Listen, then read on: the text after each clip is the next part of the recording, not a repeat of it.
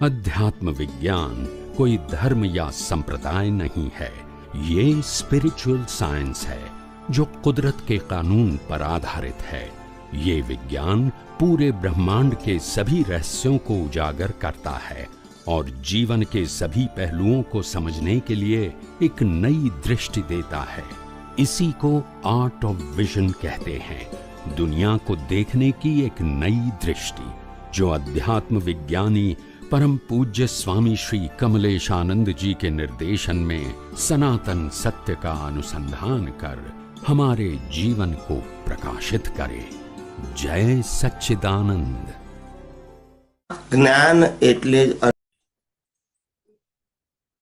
प्रकाश पर्व कहो, आध्यात्मनी जागृतिનું पर्व कहो, પોતાની જ્ઞાન દશાને વર્ધમાન કરવાનું પર્વ કહો।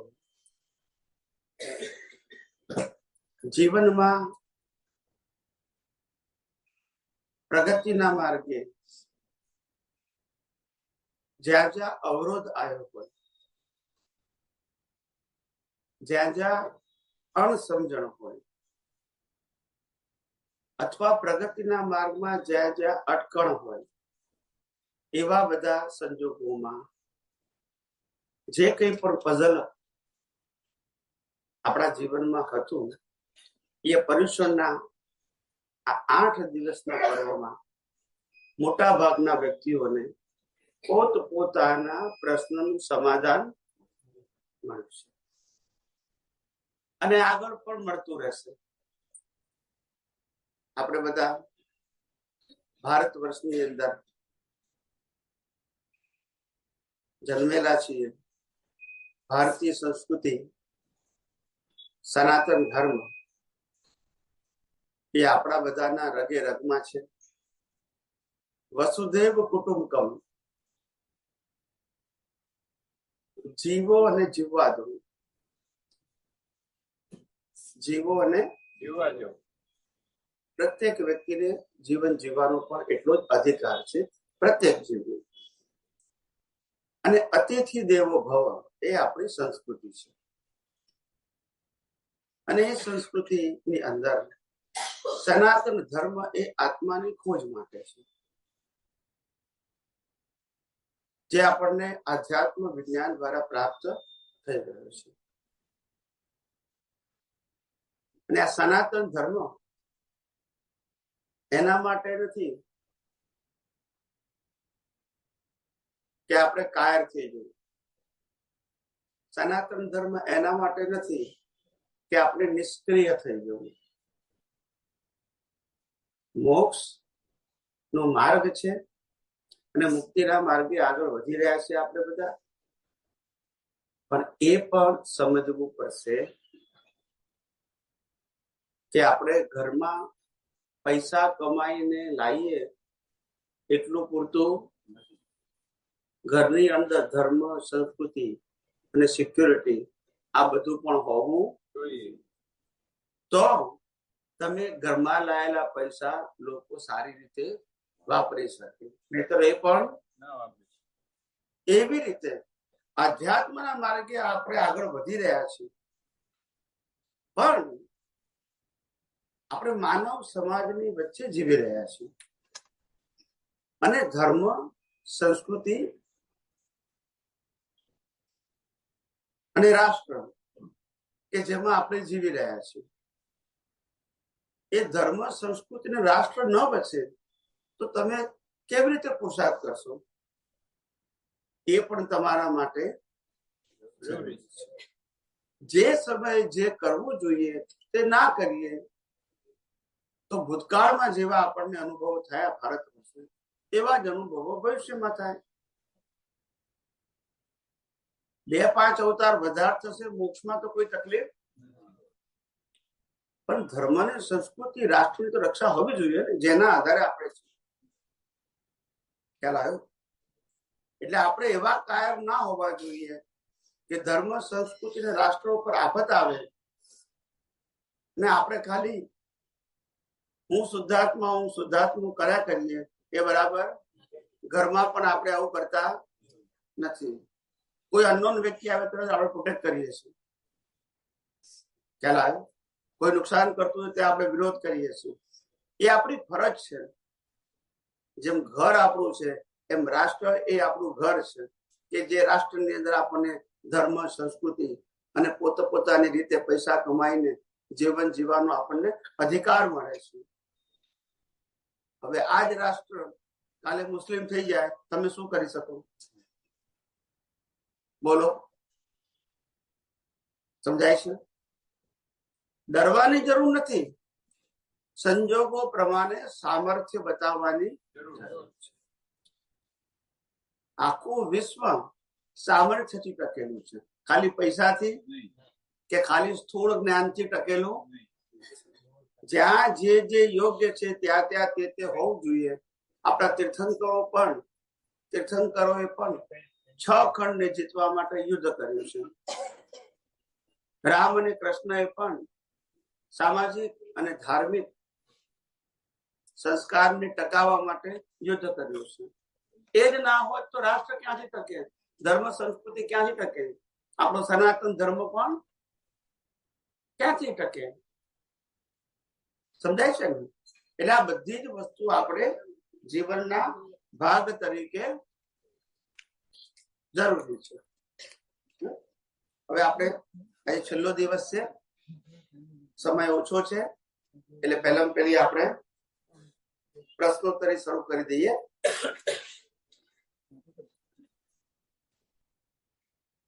ટાઈપ કરી નાખો. અશ્વિનભાઈ રાવલ, અમદાવાદ. પ્રશ્ન: નિર્વિચાર દશામાં રહી શકાય? યસ. નિર્વિચાર દશા એટલે વિચાર ના કરવા તે નહીં. નિર્વિચાર દશા એટલે વિચાર કરનારાથી મુક્ત રહેવું તે. શું કીધું? વિચાર કરનારાથી મુક્ત રહેવું તે નિર્વિચાર દશા. પુરુષાર્થ કરનારો જુદો છે અને વિચાર કરનારો જુદો છે. સમજાય છે? પુરુષાર્થ કરનારો જુદો છે અને વિચાર કરનારો. સમજાય છે? કારણ કે આપણે બધા શું માનીએ છીએ કે નિર્વિચાર દશા એટલે વિચાર બંધ થઈ જવા. વિચાર ચાલુ રાખવા, બંધ રાખવા આપણા હાથની વાત. એ તમે વીટેલું લાયા છો એ જ ઉકલવાનું છે. એમાં પ્લસ માઇનસ નહીં કરવા હોય તોય આવશે, ને કરવા હોય તોય. આપણા હાથમાં જે વસ્તુ આપણા હાથમાં નથી એનો કંટ્રોલ શું કરવો છે? નથી કરવો. પણ જે આપણા હાથમાં છે, વિચાર કરનારાથી આપણે મુક્ત છીએ. તો મુક્ત રહીએ તો આપણે નિર્વિચાર દશા વાળા છીએ. અને મન ભલે વિચાર કરે, મનને તો વાળી નાખવાનું છે. એ તો આ શરીર સાથે જોડાયેલું છે ને આપણે શરીરથી કેવા છે? મુક્ત છે. તો મુક્ત છે તો મુક્ત રહેવામાં શું વાંધો છે?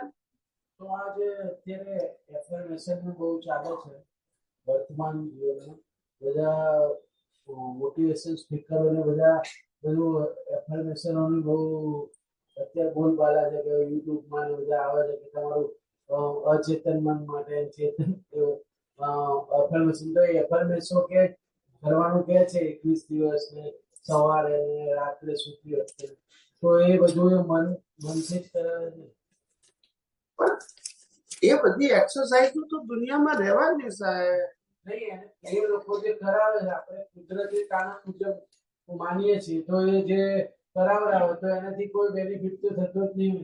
થાય છે કે નથી થાય એ કરે અને કરાવડાવે એનો પ્રશ્ન છે. આપણો પ્રશ્ન ખ્યાલ આવ્યો? આ અમદાવાદમાં કેટલી રેસ્ટોરન્ટ છે આપણો પ્રશ્ન છે. જવું કે ના જવું એટલો જ આપણો પ્રશ્ન છે. બોલતા નથી. ભલે ને કરે, આપણો વાંધો શું છે? આપણે જવું કે નહીં કોનો પ્રશ્ન છે? દુનિયા તો બધા પ્રકારની વસ્તુ પ્રોજેક્ટ કરશે. જેની પાસે જે હોય એ પ્રોજેક્ટ કરે, ના કરે. આપણે એમાંથી શું મેળવવું છે આપણો પ્રશ્ન નહીં. એટલે એનાથી બેનિફિટ થાય કે નહીં પણ એ આપણો પ્રશ્ન છે કે એમનો છે. તમે સાયન્સમાં ભણતા હોય ને સાયન્સના ટીચરને પૂછો કે કોમર્સ વાળાનો ફાયદો થાય કે ના થાય, એ ટીચરનો પ્રશ્ન છે. જો બોલતા નથી સાયન્સ વાળો શું કે ભાઈ તમે કોમર્સમાં જઈને ત્યાં પૂછો ને, ના સમજાય. એ આપણો વિષય ખ્યાલ આવ્યો. ડાયમંડ ની દુકાનમાં જઈને કે ભાઈ આપણે ચોખાનો શું ભાવ છે, ભાઈ કરિયાણાની દુકાને જાઓ ને ભાઈ. ના નથી, કરિયાણા વાળો વેચે છે એને પૂછો, હું ના નથી પાડતો. મને પૂછીને શું કરશું? જેનો જે વિષય છે, ફાયદો થાય ન થાય એ કોનો વિષય છે? આપનાર અને લેનારનો. લેનાર લાગતું કે મને ફાયદો થાય તો આપણે કોણ ના કેનારા? હવે સમજી ગયા? બંનેને એકબીજાનું એડજસ્ટમેન્ટ થતું હોય તો આપણને શું વાંધો છે? મારી વાત સમજાયું છે? આપણે ફાયદો નુકસાન એના માટે જોનારા આપણે કોણ? આપણે આપણું જોવું. ખ્યાલ? દુનિયામાં તો બધા જ પ્રકારની વસ્તુઓ રહેવાની, અને આ કળિયુગ છે. ખ્યાલ? એટલે બુદ્ધિની બધે ઠેકાણે કસરતો ચાલવાની. જેને જે કસરત આવે અનુકૂળ આવે ત્યાં જાય. ખ્યાલ આવ્યો કે નહીં? ડિસ્કો વાળા ડિસ્કોમાં જાય કે નહીં?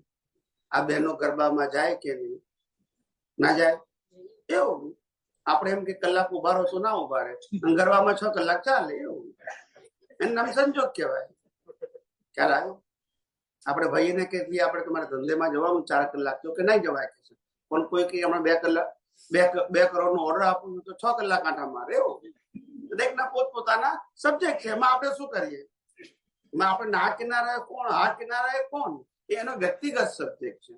કેવો છે? હા, એ દરેક. હા, આપણે આપણી બાઉન્ડ્રીમાં રહેવું કે આ દુનિયામાં આટલી બધી વસ્તુમાંથી મારે શું અનુસરવી છે, મારે શું સમજવી છે, મારે શું ફોલો કરવી છે, એ મારો પ્રશ્ન છે. એ દુનિયામાં તો રહેવાની વેરાયટી છે. યસ કે નો? તમારે એક પણ પિક્ચર ના જોવું હોય તો થિયેટર બંધ થઈ જાય. બીજેને જોવો એના મળે તો હોય કે નહીં? હવે ખ્યાલ આવી ગયો? દુનિયામાં આપણે કશું કરી શકીએ? આપણા સબ્જેક્ટ પૂરતું જ વિચારવાનું. સમજાયું? બીજું, ધ્યાન માર્ગ અને ભક્તિ માર્ગ થી મોક્ષ પામી શકાય? પામી શકાય, પણ ધ્યાન અને ભક્તિ સમજવી પડે ને. ધ્યાન એટલે આત્માનું ધ્યાન. આપણે તો પ્રકૃતિનું ધ્યાન કરીએ છીએ, એનાથી મુક્તિ ના થાય. અને ભક્તિ એટલે આત્માની ભક્તિ, કોઈ વ્યક્તિની ભક્તિ નહીં. બુદ્ધ ભગવાનનું જે વિપස්සના ધ્યાન હોય ને એની વાત. બધું સાચું છે, પણ ધ્યાન કરવામાં પહેલા જ્ઞાન દર્શન 2 ના હોય તો ધ્યાનનો મતલબ સમજાય છે? આ એક જ વાત કરવામાં આવે છે, બીજી વાત નથી કરવામાં આવતી. તમે જે જીવન જીવી રહ્યા છો એ તમારી વાસ્તવિકતા છે. એને તમે છોડી શકવાના. અને પઝલ બધા એમાં જ છે. આત્મામાં કોઈ પઝલ છે જ નહીં, તો એનું સોલ્યુશન પેલા નહીં જોઈએ? હા, આપણે એટલું ધ્યાન કરીએ અને આપણે તો ના કરીએ ચાલે? જો બોલતા નથી ચાલે? હવે સમજ્યા છે કે નહીં? તો જ્યાં પઝલ થાય છે એના સોલ્યુશન પણ જોઈએ ને. તે વગર ધ્યાન કેમનું રહે? દર મહિનો થાય ને વાઈફ 50,000 રૂપિયા ખર્ચો થાય છે, તો અમુક આપું હું તો ધ્યાન કરું છું, ચાલે? અને પછી ધ્યાન રહે ખરું પછી? તો જે પ્રસંગો આવે છે, જે સંજોગો આવે છે એનું સોલ્યુશન પણ જોઈએ ને. તો ધ્યાન એકાંતિક ના હોવું જોઈએ. ધ્યાન એવું હોવું જોઈએ કે આપણે જીવનને પણ વાસ્તવિકતાથી સમજીએ તો આત્મામાં સ્થિર રહી શકીએ. જીવનને ના સમજીએ, જીવનના પ્રશ્નોનો ઉકેલ ના લાવી શકીએ તો આત્મામાં ધ્યાન કઈ રીતે રહેશે? રહે? એટલે એકાંતિક ધ્યાન કરવાનું કોઈ મતલબ નથી. ખ્યાલ? અને આત્માની ભક્તિ એટલે શું કરવાનું? કે બધી જ અવસ્થા આપણને કુદરતી રચના દેખાય તો એ આપણી આત્માની ભક્તિ છે. માની ભક્તિ માટે કરવાની જરૂર નથી. લક્ષ્મણ રાખવાની જરૂર કે હું આત્મા છું. આ બાકી બધું જ આ દેખાય છે. દુનિયા બધી મન વચન કાયા છે, બધી કુદરતી રચના છે. એ કુદરતી રચના છે તો હું કોણ છું? આત્મા છું. હવે ખ્યાલ આવ્યો? ભક્તિનો મતલબ કે આરતી ઉતારી એટલે ભક્તિ કહેવાય, પૂજા કરવી એટલે ભક્તિ, એ ભક્તિ નહીં. એ તો બધા પુણ્યના કારણો છે. શું છે? આત્માની ભક્તિ એટલે પોતાના સ્વ સ્વરૂપની જાગૃતિ. એ સ્વ સ્વરૂપની જાગૃતિ ત્યારે કહેવાય કે સ્વ સિવાય પર કોણ છે એને આપણે સ્વીકાર કરવો પડે. આ મન વચન કાયા કુદરતના છે, એની અવસ્થા સત્તા સંપત્તિ સંબંધ સાધન કુદરતના છે અને બહાર દેખાય દુનિયા પણ કુદરતની છે. એ સ્વીકારવું પડે તો પછી આત્માની ભક્તિ થાય. વગર સ્વીકારે કેમ નહીં થાય? હવે ખ્યાલ આવ્યો? બાકી તો પાપ પુણ્યનો માર્ગ તો છે જ. એટલે મુક્તિના માર્ગની ભક્તિ જુદી અને લૌકિક ભક્તિ જુદી. બંને ભક્તિ કેવી છે? જુદી છે. લખ્યું છે કસાયો ક્રોધ માન માયાલોભ માંથી કઈ રીતે મુક્તિ મેળવી શકાય. ક્રોધ માન માયાલોભ માંથી મુક્તિ મેળવવા માટે અજ્ઞાનથી મુક્તિ મેળવો તો ક્રોધ માન માયાલોભ થાય જ નહીં. ને અજ્ઞાન શું છે? હું શરીર છું, મન વચન કાયા મારા છે, મન વચન કાયાને હું ચલાવું છું, જન્મ જીવન મૃત્યુ મારું છે, સત્તા સંપત્તિ સંબંધ સાધન મારા છે. ખ્યાલ વસ્તુની માલિકી, ક્રિયાનું કરતાપણું, સંજોગોનું ભોગવવાપણું, આ બધું જ અજ્ઞાન છે. શું છે? એટલે કે આપણું નથી, પ્રકૃતિનું છે. અને પ્રકૃતિ કોની છે? કુદરતની છે. ચલાવે છે કોણ? કુદરત. છેલ્લે રહે કોની પાસે? કુદરતની પાસે. તો પેલા અજ્ઞાન કરો ને કે આ બધું હું નથી ને મારું નથી. એ અજ્ઞાન સાથે આત્માની અનુભૂતિ કેવી રીતે થશે? હું ચંદુલાલી છું ને હું શુદ્ધાત્મા છું, મેલ પડશે? આવું છે. કુદરતી કાનૂનને બી કોઈ ચલાવતું છે? કુદરતી કાનૂનને બી કોઈ સુપર કોમ્પ્યુટર જેમ કે રીતે કોઈ હેન્ડલ કરતું હશે? સ્વયં એને કોઈ ચલાવનાર ના હોય. ખ્યાલ? કોઈ પણ વસ્તુનો પ્રોગ્રામ હોય પછી ઓટોમોબાઈલ શું હોય? આ બધા મોબાઈલ ની અંદર પ્રોગ્રામ નાખેલો છે. શું નાખેલો છે? પ્રોગ્રામ. એના આધારે ફોન થાય, ફોન આવે, બધી એપ તમે ખોલીને જોઈ શકો. એ બધી મોબાઈલમાં નથી, એના કનેક્શન મોબાઈલમાં છે એપ તરીકે. પણ એપ ખુલે ક્યાં આગળ? એની વેબસાઇટમાં અથવા એના સ્થાને. એનું કનેક્શન અહીંયા આપ્યું છે. હવે સમજો કીબોર્ડ જેને કહેવાય, આ કીબોર્ડ છે. ટચ કરો એટલે સીધું ત્યાં ખુલે. હવે ખ્યાલ આવી ગયો? હવે આ ઓટો મોડ પ્રોગ્રામ. હવે રોડ કરવો ના પડે એને. એકવાર નાખી દીધું ચાલે જ કરે. બીજું કે હવે આપણે મનુષ્ય યોનિમાં આવી ગયા પછી અહીંથી નીચેની યોનિમાં જઈ શકીએ? બધે જઈ શકીએ. નરગતિમાં જઈ શકો, પશુ યોનિમાં જઈ શકો, બધે જઈ શકો. એટલે બે જગ્યાએ વાંચ્યું છે કે જે કર્મોનો હિસાબ હોય એ ભોગવી અને પછી ફરી વખતે મનુષ્ય યોનિમાં જાય. એ તો બરાબર છે, પણ જવું તો પડે ને. એમની એટલે જેટલો સમય એનો ભોગવટો હોય ભોગવટો પતી જાય એટલે પાછા મનુષ્યની. હા, પણ પછી ફેરથી બાંધીએ તો.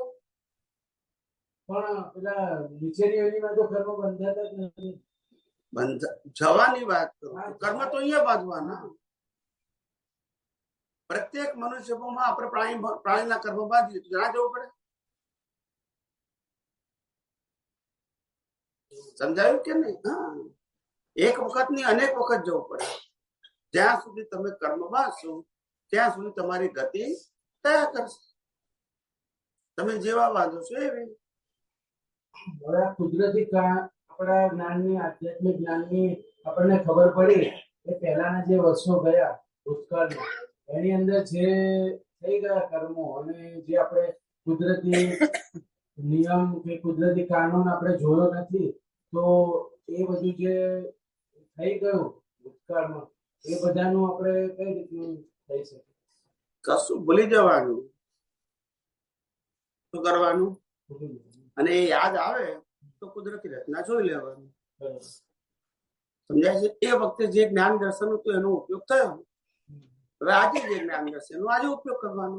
અને ભૂતકાળની વાત આજે હાજર થાય, યાદ આવે તો કુદરતી રચના આજના જ્ઞાનનો ઉપયોગ કરી લેવાનો. ભૂતકાળમાં જઈને શું ફાયદો? એ વખતે જેવું જ્ઞાન હતું એવો આપણો ઉપયોગ કર્યો ને. આજે જે જ્ઞાન છે એનો આજે ઉપયોગ કરો. યસ કે નો?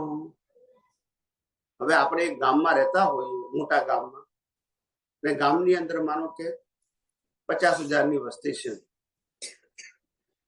અને ત્યાં સ્કૂલ કોલેજ પણ છે. હવે ગામના 5,000 છોકરાઓ ત્યાં, છોકરા છોકરીઓ ત્યાં ભણે છે, સ્કૂલમાં અને કોલેજમાં. બધા સાથે ભણતા હતા ગામના બધા, બરાબર છે. 5,000 વિદ્યાર્થીઓ અને બધા ગ્રેજ્યુએટ થઈ ગયા. શું થઈ ગયા? ગ્રેજ્યુએટ થઈ ગયા. કામોના કામે લાગી ગયા બધા, કોઈ નોકરી ધંધો ખેતી જે હોય, બિઝનેસ જે હોય તે. અને પછી 2-3 વર્ષ પછી લગ્ન થયા. એક ગામનો છોકરો ને એક ગામની છોકરી કે જે હાથે ભણતા હતા. શું ભણતા હતા? સાથે ભણતા હતા. હવે લગ્ન કરી નાખ્યા તો એ શું કહેવાય? પતિ પત્ની કહેવાય, બરાબર છે. પણ ભણતા અત્યારે શું કહેવાય? હે? બધા ભારતીયો મારા એ જ આવે ને. હવે લગ્ન કર્યા એટલે તમે પતિ પત્ની કીધું, તમે ભાઈ બહેન જોયા પ્રતિક્રમણ ના કરવા પડે? બોલતા નથી, કરવા પડે? ના બોલતા નતા, પણ જોતા તો ખરા ને. કોઈ કે આ કોણ છે?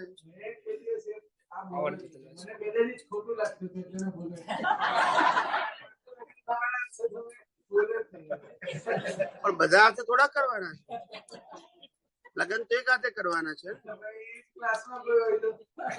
હા, પણ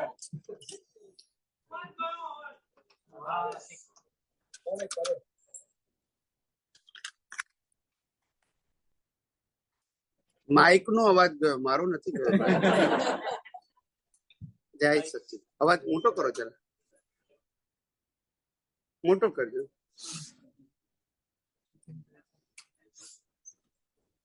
સહેજ મોટો કરજો.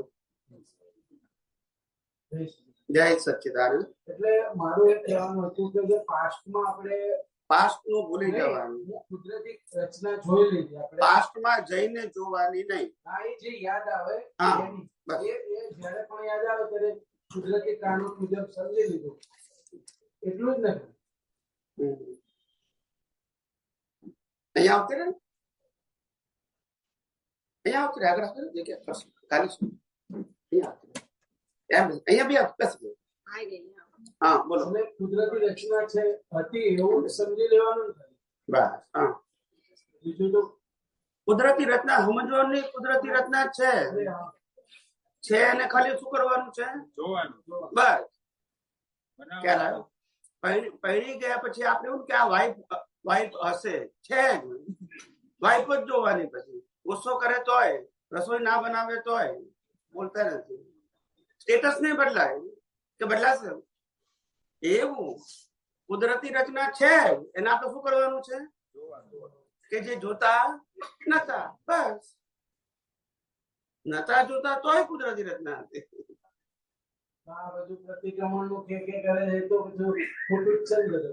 આપણે એવું નહીં કહેવાનું ખોટું છે. કોઈ પૈણું હોય તોય ખોટું નથી, કોઈને સાધુ બનવું હોય તોય ખોટું નથી. જો બોલતા નથી. પણ મિયા બીબી રાજી તો ક્યાં કરેગા કાજી. એ બેને મેર પડતો તમને શું વાંધો છે? બોલતા નથી. સમજે? આપણે કોઈને ખોટું કહેવાની શું કામ જરૂર? ખરી જરૂર? ખ્યાલ આવ્યો? મેં પહેલા શું કીધું? આપણે શું કરવું એટલું જ વિચારવાનું સાહેબ. આ દુનિયામાં હાચા કોણ છે, કોણ ખોટા છે એ કહેવા માટે રામકૃષ્ણ મહાવીર નતા આયા. એમને જે કહેવું તું એ કહીને ચાલ્યા ગયા. યસ કે નો? કોઈ જેને મન કરવો હોય તો કરે, ના કરવો તો ના કરે. એમાં એ શું કરે? યસ કે નો? આપણે બધાની ચિંતા કરવાની જરૂર નથી. આપણે આપણું વિચારવાનું કે મારી પ્રગતિ મને શેમાં દેખાય છે એને ફોલો કરવાનું. બીજાને બીજામાં દેખાતી હોય તો શું કરવાનું? આપણે એને ખોટા કહેવાય? દરેકની પોતપોતાની સ્વતંત્રતા છે અને એ સંજોગો લઈને આવ્યું છે. એમાં તમે શું કરો? ખ્યાલ આવે? દુનિયા એમ જ ચાલે. દરેકને પોતપોતાનું ગાડું ચલાવવાના સંજોગો લઈને આવ્યા હોય. ખ્યાલ આવ્યો? બધાની દુકાન ચાલે કે ના ચાલે એવું છે. આપણને શું વાંધો છે? ગ્રાહક અને વેપારી બે નું ચાલતું હોય તો આપણને શું વાંધો છે? દૂધ વાળાનું ચાલે, દારૂ વાળાનું ચાલે, બોલતા નથી. હા, પણ અત્યાર સુધી આપણે મેં પ્રતિક્રમણ જ કર્યા. તો વાંધો શું છે એમ પૂછું, વાંધો શું છે? પ્રકૃતિ પોતે પોતાના ઉદય કર્મ પ્રમાણે કોઈ પણ ક્રિયા કરે, વાંધો શું છે? આપણે એને પુરુષાર્થ માન્યો એ જ આપણી ભૂલ છે. ક્રિયાને ભૂલ કહેવાતી નથી. ક્રિયા માત્ર કુદરતી રચના છે. અતિક્રમણ કર્યું તે અને પ્રતિક્રમણ કર્યું તે, પણ પેલા જે પુરુષાર્થ માનતા હતા એ આપણી ભૂલ હતી. પુરુષાર્થ શું હતો કે કુદરતી રચના જોવી. બધી જ ક્રિયાઓને તપ કરે તોય કુદરતી, જપ કરે તોય, નોકરી કરે તોય, ધંધો કરે તોય, અને ઘર ચલાવે તોય કુદરતી. ખ્યાલ આવ્યો? અવસ્થા માત્ર બસ જોવાનું જ હતું. એમાં ક્રિયા કરવી ના કરવી એ સબ્જેક્ટ આવતો આપણા હાથમાં જ નથી. તો ખ્યાલ આવી ગયો? પેલો કરવાનો બોજો હતો એ નીકળી ગયો. ક્રિયા ભલે ને કરે. ખ્યાલ આવ્યો? એમાં થાકવાની જરૂર નથી. એની મેતે થાકી જશે તો બંધ થઈ જશે. આપણને વાંધો શું છે? ના સમજાયું? હા, આ દુનિયામાં માણસ પાસે એક જ ક્રિયા એવી છે કે જેનાથી એ થાકતો નથી. શું કીધું? થાકતો નથી. ક્રિયા સતત થાય છે તોય થાકતો નથી. એક જ ક્રિયા, શ્વાસોશ્વાસ. ક્યારે એમ ના થાય કલાક આરામ આવે થાય છે? હાવ. એટલે બધું ઓટો મોડ છે. શું છે? આપણી કરંટ લાઈફ જે મન વચન કાયાથી ચાલે છે એ બધી ઓટો મોડ છે. આપણી મરજીથી નથી. અને મરજી માનીએ છીએ, બસ એ જ આપણું અજ્ઞાન છે. અવસ્થા માત્ર કુદરતી રચના છે. મન વચન કાયાની અવસ્થા માત્ર કુદરતી રચના છે. એને આપણે શું કરવાનું છે? જોવાનું છે. આ મન વચન કાયાને બનાવનારો, ચલાવનારો, અંત લાવનારો કુદરત છે. રહેશે પણ કુદરત પાસે. આપણે ઉપાધિ કરીને શું કરવાનું એમ કહો? લોકો આને સુધારવા જાય છે. સમજાય છે? આ સુધરે? અને સુધારીને કરવાનું શું આપણે? હે ના, પણ આને સુધારીને બાળ નાખવાનું ને. ના, પછી બાળ નાખવાનું ને તો ફાયદો શું કરે? પેલા પૈસા કમાવાના અને પછી હરગાઈ દેવાના. ફાયદો ને. એટલે સમજવાનું. માટે આ દુનિયા ફાયદો નુકસાન માટે નથી. આપણા હિસાબ પૂરા કરવા માટે કુદરતે શરીર પણ આપ્યું છે, સંજોગો આપ્યા છે અને શક્તિ આપી છે. આ ત્રણેય વસ્તુને કુદરતી રચના જોવી એ આપણો પુરુષાર્થ. એ જ આપણું સાચું પ્રતિક્રમણ. અને કુદરતી રચના ન જોવી એ આપણું અતિક્રમણ. સમજી ગયા? શું કહેતા હતા હવે? એટલે હું એમ કહેતો કે પહેલા આપણે જે જન્મથી આપણા ઘરમાં જે ધર્મ પાળતા હોય ત્યારથી જે બિલીફ આપણા મગજમાં ઘુસાડી દીધી હોય, એટલે એના કારણે આપણે સંસ્કાર પડી ગયા હોય. પછી એને દરરોજ એનું એબીસીડી કરગડ કરી હોય. એટલે જ્યાં સુધી કોઈ જ્ઞાની પુરુષનો આપણો સંગ ના થાય ત્યાં સુધી તો આપણે જે હમણાં આપણા મમ્મી પપ્પાએ જે આપણે જે બી કુટુંબીજનો આપણને જે પદ્ધતિ સમજાવી એ જ કરગડ કરી હોય. આપણને ભેગા કેમ થયા? કોઈ બીજ નાખે તો પછી કેમ ફરિયાદ કરો છો? તો પછી ફરિયાદ કેમ કરો છો? ફરિયાદ નહીં, બસ તો પ્રશ્ન કરવાનો જ નહીં. જે વખતે જે બનવાનું હતું એ જ બન્યું છે. નવું બન્યું. આજે એ વખતે જે બન્યું, જે વખતે તમને જ્ઞાન આપ્યું છે મા બાપે કે ધર્મગુરુએ કે જેને વડીલોએ, એ વખતે એ સમય તમને ટકાવવા માટે આપ્યું. ના હો તમે ઓર અવળા માર્ગે ગયા હોય. યસ કે નો? મા બાપે આપણને કીધું જાઓ ફરજિયાત મંદિરમાં જાઓ દર્શન કરવા માટે, જાઓ એકવાર માળા ગણો, જાઓ આરતીમાં જાઓ. તો સંસ્કાર તો રહ્યા ને આપણા. જેથી આપણે અવળે માર્ગે ના ગયા. ખ્યાલ આવી ગયો? મોક્ષે ના ગયા પણ અવળે માર્ગે પણ ના ગયા ને. તો દરેક વ્યક્તિએ આપણને હેલ્પ જ કરી છે ને. તો ખરાબ માર્ગે જ લઈ ગયા નથી ને. એટલે એ સમયે એ આપણા માટે ઉપકારી હતા. હવે સમજાય છે? આજે પહેલા ધોરણમાં ભણતા હોય તો પહેલા ધોરણના ટીચર આપણા માટે ઉપકારી ખરા કે નહીં? પછી બીજામાં જઈએ ત્યારે બીજા ધોરણના. પણ બીજા આમ જે પછી એમ કે પહેલા ધોરણના ટીચર નકામા છે એવું કહેવાય? તો બોલતા નથી. દરેક ધોરણના ટીચર આપણને આગળ લઈ જવા માટે હેલ્પફુલ છે એમ માનવાનું. હવે ખ્યાલ આવી ગયો? અને તે આપણને આપણા હિસાબ પ્રમાણે ભેગા થાય છે. કોઈ પોતાની મરજીથી ભેગું નથી થતું. જેવા જેના હિસાબ હોય એ જ ભેગો થાય. ખ્યાલ આવે? ચોરે ભેગો થાય હિસાબ, કે સાહુકારે ભેગો થાય, બધા હિસાબથી ભેગું થાય. સમજાય છે ને? ચાલો, જય સચિદાનંદ. કોણ છે? હા, આજે ઘણા બધા પ્રશ્નો છે સાહેબ. હા, બોલો બોલો. પ્રશસ્ત રાગ એ મોક્ષનું કારણ છે. હા, અને પ્રશસ્ત રાગ અને અપ્રશસ્ત રાગ આ બે વસ્તુ છે. અને પ્રશસ્ત રાગમાં જે આપણે ઋષિ મુનિઓ કે જ્ઞાની પુરુષો જે આપણને બતાવે છે કે નામ, સ્થાપના, દ્રવ્ય અને ભાવ, એ ચાર કેટેગરીમાં આ બધી વસ્તુઓ કઈ રીતે બને છે અને એ વસ્તુને સમજણને ક્લિયર કરતા છેલ્લે ભાવમાં આવવાનું છે. તો એ કોન્સેપ્ટ ક્લિયર કરો જેથી કરીને આ ક્રિયાને લગતી સમજણ ન હોવાના લીધે આજે આ બધા પ્રોબ્લેમ થઈ રહ્યા છે કે મેં આ ખોટી ક્રિયાઓ અત્યાર સુધી કરી, ત્યાં સાચી ક્રિયા કરી, ત્યાં કન્ફ્યુઝન થાય છે, મને કોઈ ઊંધા માર્ગે વાળે. પણ તમે જે અત્યારે વાત કરી કે ભાઈ પહેલા ધોરણથી લઈને 10મા ધોરણ સુધીના દરેક સ્ટાન્ડર્ડના ટીચરો આપણને આગળ જ વધારી રહ્યા છે. અને એમાં નામ, સ્થાપના, દ્રવ્ય અને ભાવ એ કઈ રીતે ભાગ ભજવે છે અને પ્રશસ્ત રાગનું શું મહત્વ છે એ સાહેબ ખોલ પાડો. નહીં તો કુદરતી રચના નથી પકડાતું અને અપ્રશસ્ત રાગ ચાલુ રહે. જો પેલું પ્રશસ્ત રાગ એટલે બે કહેવાય. પ્રશસ્ત રાગ નો મતલબ થાય જેના ઉપર રાગ છે એના ઉપર અનન્યપણું. શું કહેવાય? અનન્યપણું. એ બે પ્રકારના રાગ. પહેલો પ્રત્યક્ષ જ્ઞાની ઉપર રાગ, બરાબર, અને બીજો આત્મા ઉપર રાગ. બરાબર.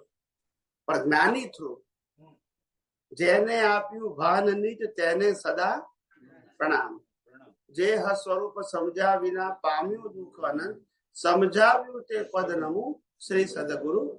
એટલે પહેલો પ્રશસ્ત રાગ જ્ઞાની માટે જોઈએ કે જે આપણને ડાયરેક્ટ માર્ગદર્શન આપે છે, ડાયરેક્ટ આપણા માટે હિતકારી છે. અને છેલ્લામાં છેલ્લો રાગ આત્મા ઉપર. એટલે આ પ્રશસ્ત રાગ જે જ્ઞાની ઉપરનું છે એ આગળ જતા છોડવો પડશે જ્યારે અનુભવના માર્ગમાં પહોંચી જશો ત્યારે. પણ ત્યાં સુધી એ સહાયક છે પ્રશસ્ત રાગ. હવે તમે કીધું કે આ તમે બીજું શું કીધું? નામ, સ્થાપના. જો આમાં શું છે કે ધર્મની અંદર કેટેગરી છે. બાળ ધર્મમાં નામ સ્મરણ મહત્વનું હોય. એટલે ભગવાનનું નામ લેવું કે માળા ગણવી કે ભગવાનની ભક્તિ કરવી નામથી. કૃષ્ણની ભક્તિ, રામની ભક્તિ, શિવની, મહાવીરની ભક્તિ વગેરે વગેરે. એ નામ સ્મરણ કહેવાય. શું કહેવાય? આ શ્રી કૃષ્ણ શરણમ બોલે, દાદા ભગવાનના કરો બોલે, ઓમ નમઃ શિવાય બોલે, એને નામ સ્મરણ કહેવાય. શું કહેવાય? નામ, ટાઇટલ. પછી નામમાંથી પછી ફોટો આવે, ફોટો અથવા મૂર્તિ, જેને સ્થાપના કહેવાય. શું કહેવાય? સ્થાપના. એમાં એની ભક્તિ કરવી. નામ, સ્થાપના પછી બીજું કયું છે? દ્રવ્ય. હવે દ્રવ્યમાં બે વસ્તુ થાય. જીવતા ગુરુ પણ કહેવાય અને આત્માને દ્રવ્ય કહેવાય. દ્રવ્ય દ્રવ્ય એટલે પ્રત્યક્ષ ઉપાય છે તે, અને મૂળ દ્રવ્ય એટલે તત્વ એટલે આત્મા કહેવાય. આત્માને દ્રવ્ય એ વિજ્ઞાનથી કહેવાય. વ્યવહારથી દ્રવ્ય એટલે વ્યક્તિ તરીકે જે આપણા માટે ઉપકારી છે તેને દ્રવ્ય કહેવાય. એટલે એ આપણા લક્ષમાં રહેવું જોઈએ. ખ્યાલ આવ્યો ને? ઉપકારી પણ ઉપકારી ગુરુ પણ, ઉપકારી જ્ઞાની પણ આત્મહિતના લક્ષ માટે છે. વ્યક્તિની પૂજા માટે નહીં. વ્યક્તિ સહાયક છે આપણા ધ્યેયને પહોંચાડવા માટે. એટલે આ ચારે વસ્તુઓ તમારા ધ્યેય માટે જ આપેલી છે ને? યસ. એટલે જેમ જેમ તમે આગળ વધો એમ જૂનું છૂટતું જાય. છોડવાનું નહીં. આપણે શું કીધું? છોડવાનું નહીં. આપણે જેમ આગળ વધીએ એમ પાછળનું છૂટતું જાય. એ આપણે અનુભવ મેળવી લીધો, એવી રીતે એને ખોટું નહીં કહેવાનું કોઈ દિવસ. પાછલી એક પણ વસ્તુને ખોટી ના કહેવી. એ આપણા જીવનમાં આગળ જવામાં એક એક સ્ટેપ તરીકે હેલ્પફુલ થયેલું જ છે. એક નાનામાં નાના માણસે પણ આપણને ભૂતકાળમાં હેલ્પ કરી હોય તો એને હેલ્પ જ કહેવાય. શું કહેવાય? એટલે એને ખોટું છે એવું કહેવું નહીં. આપણા ઘરમાં પ્રસંગ આવ્યો હોય અને આપણા ઘરનું કમ્પાઉન્ડ હોય અને પેલો ભંગી આવ્યો હોય ને આપણે કે ભાઈ આખું કમ્પાઉન્ડ જરા સાફ કરી નાખ, હું તને 50 રૂપિયા કે 100 રૂપિયા આપીશ, એટલે પેલો બચારો સાફ કરી નાખે, તોય આપણા માટે ઉપકારી છે. ખ્યાલ આવે ને એ પ્રસંગ શોભાવવામાં. દરેકના પોતપોતાના રોલ છે ને સમય સમય આપણને હેલ્પ કરી છે, ત્યારે આજે આપણે અહીંયા પહોંચેલા છે. કોઈ રાતોરાત ચમત્કારથી દરેક ટીચરોએ, દરેક મા બાપોએ, દરેક આપણા મિત્રોએ, દરેક આપણા પડોશી વડીલોએ, ક્યાં ને ક્યાં ધર્મગુરુએ આપણને હેલ્પ કરી છે આટલે સુધી આવવા માટે. એ આપણે કે ચમત્કારથી દરેકે પોતપોતાના સમયમાં એકબીજાને સપોર્ટ કરેલો જ છે. અને એને તો માનવ ધર્મ કહેવાય મોટા મોટો. મારી પાસે છે હું તમને આપું છું, તમારી પાસે છે તમે મને આપો છો કે બીજાને આપો છો. આ રીતે દુનિયા ચાલે. એટલે બધા જ એકબીજા માટે. આજે આપ માનીએ કે હું કેટલો ડેવલપ થઈ ગયો, હું તો ડોક્ટર થઈ ગયો, હું તો ચાર્ટર એકાઉન્ટ થઈ ગયો, હું તો લોયર થઈ ગયો, પણ ભાઈ ગવર્મેન્ટે કોલેજો ખોલી, ટ્રાન્સપોર્ટેશન ખોલ્યું, હોસ્ટેલો ખોલી, રેસ્ટોરન્ટો ખોલી, જમવાની મેસ ખોલી. આ બધું જેને ખોલ્યું એ પણ તમારા જીવનમાં હેલ્પફુલ થયું કે નહીં? મારે સીધું ડોક્ટર બનવું તો કેમનું બનાય? રહેવાનું ના હોય, કોલેજ ના હોય, ખાવા પીવાનું ના હોય. તો દરેક વ્યક્તિ ટ્રાન્સપોર્ટેશન, દરેક વ્યક્તિએ દરેક સંજોગોમાં દરેક વસ્તુના રોલ છે. શું છે? એકે નકામું ના કહેવાય. પણ નકામું છે એટલે શું કહેવા માંગે છે? જયારે જે વસ્તુની જરૂર છે ત્યાં એ વખતે એની વેલ્યુ છે, નથી તો આપણે સામાન્ય ભાવે રહેવું. નકામું નહીં કેવું, એ બીજાને હેલ્પફુલ થાય. ધારો કે હું માળા ગણતો, આજે હું ના ગણતો, તો નકામી કે ખોટી ના કેવી. જેને આજે પણ એનાથી ફાયદો થાય છે એના માટે 100% સાચું છે. ને આપણને ભૂતકાળમાં જયારે આપણે ગણતા હતા ત્યારે ફાયદો થયો તો તે પણ હકીકત છે. એટલે આ બધી વસ્તુઓ મારા પૂરક છે, વિરોધી નથી, એ સમજણ ક્લિયર કરવાની. યસ, હોય જ નહીં કોઈ વિરોધી. સ્કૂલના કોલેજના બધા પ્રોફેસરો આજે આપણી જે લાયકાત છે ને એના માટે બધા જ હેલ્પફુલ છે. સાહેબ અહીંયા શું થાય છે કે આટલું બધું સાંભળ્યા પછી એવું થાય છે કે મેં પ્રતિક્રમણ કરીને બર્ડન લીધું છે અને મેં ખોટી ક્રિયાને સપોર્ટ કરેલો છે, એવી ઊંધી સમજણ પાછી. ના, બર્ડન નહીં.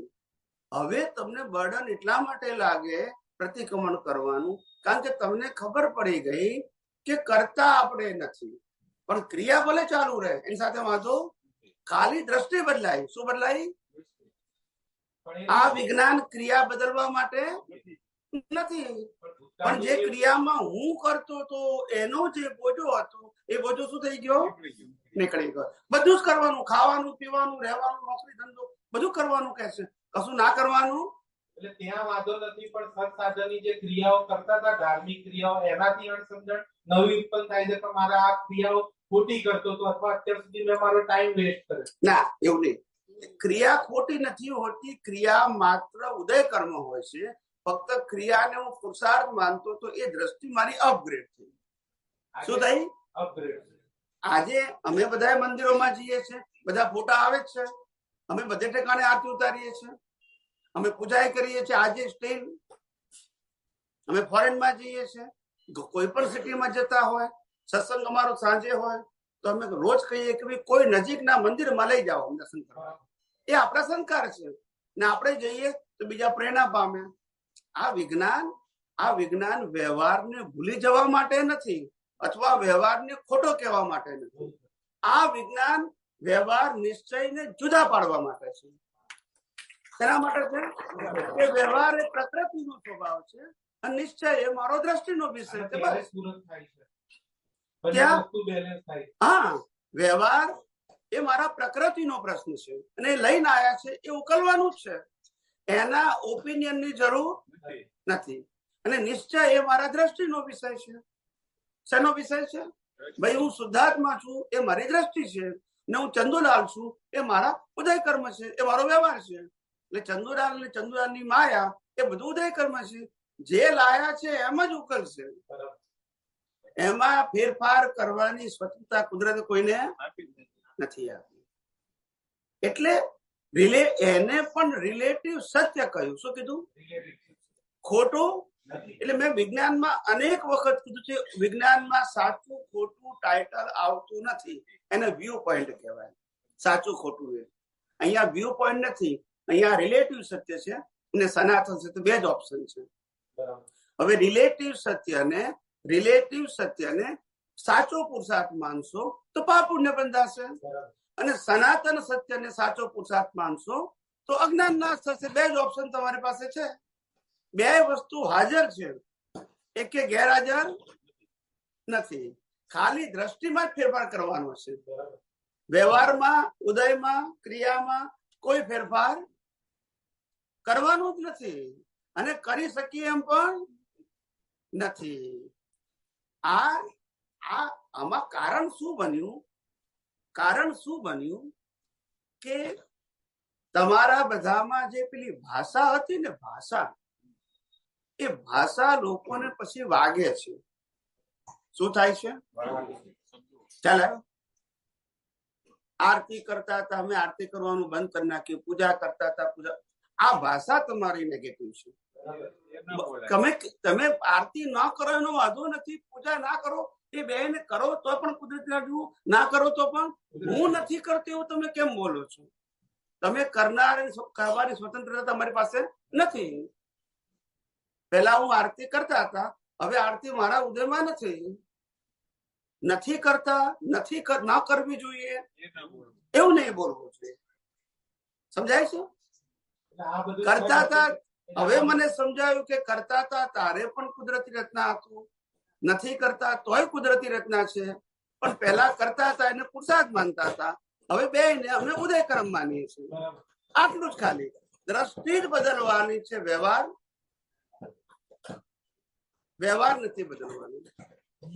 ના, એને નથી કહી, એને કોઈ નથી.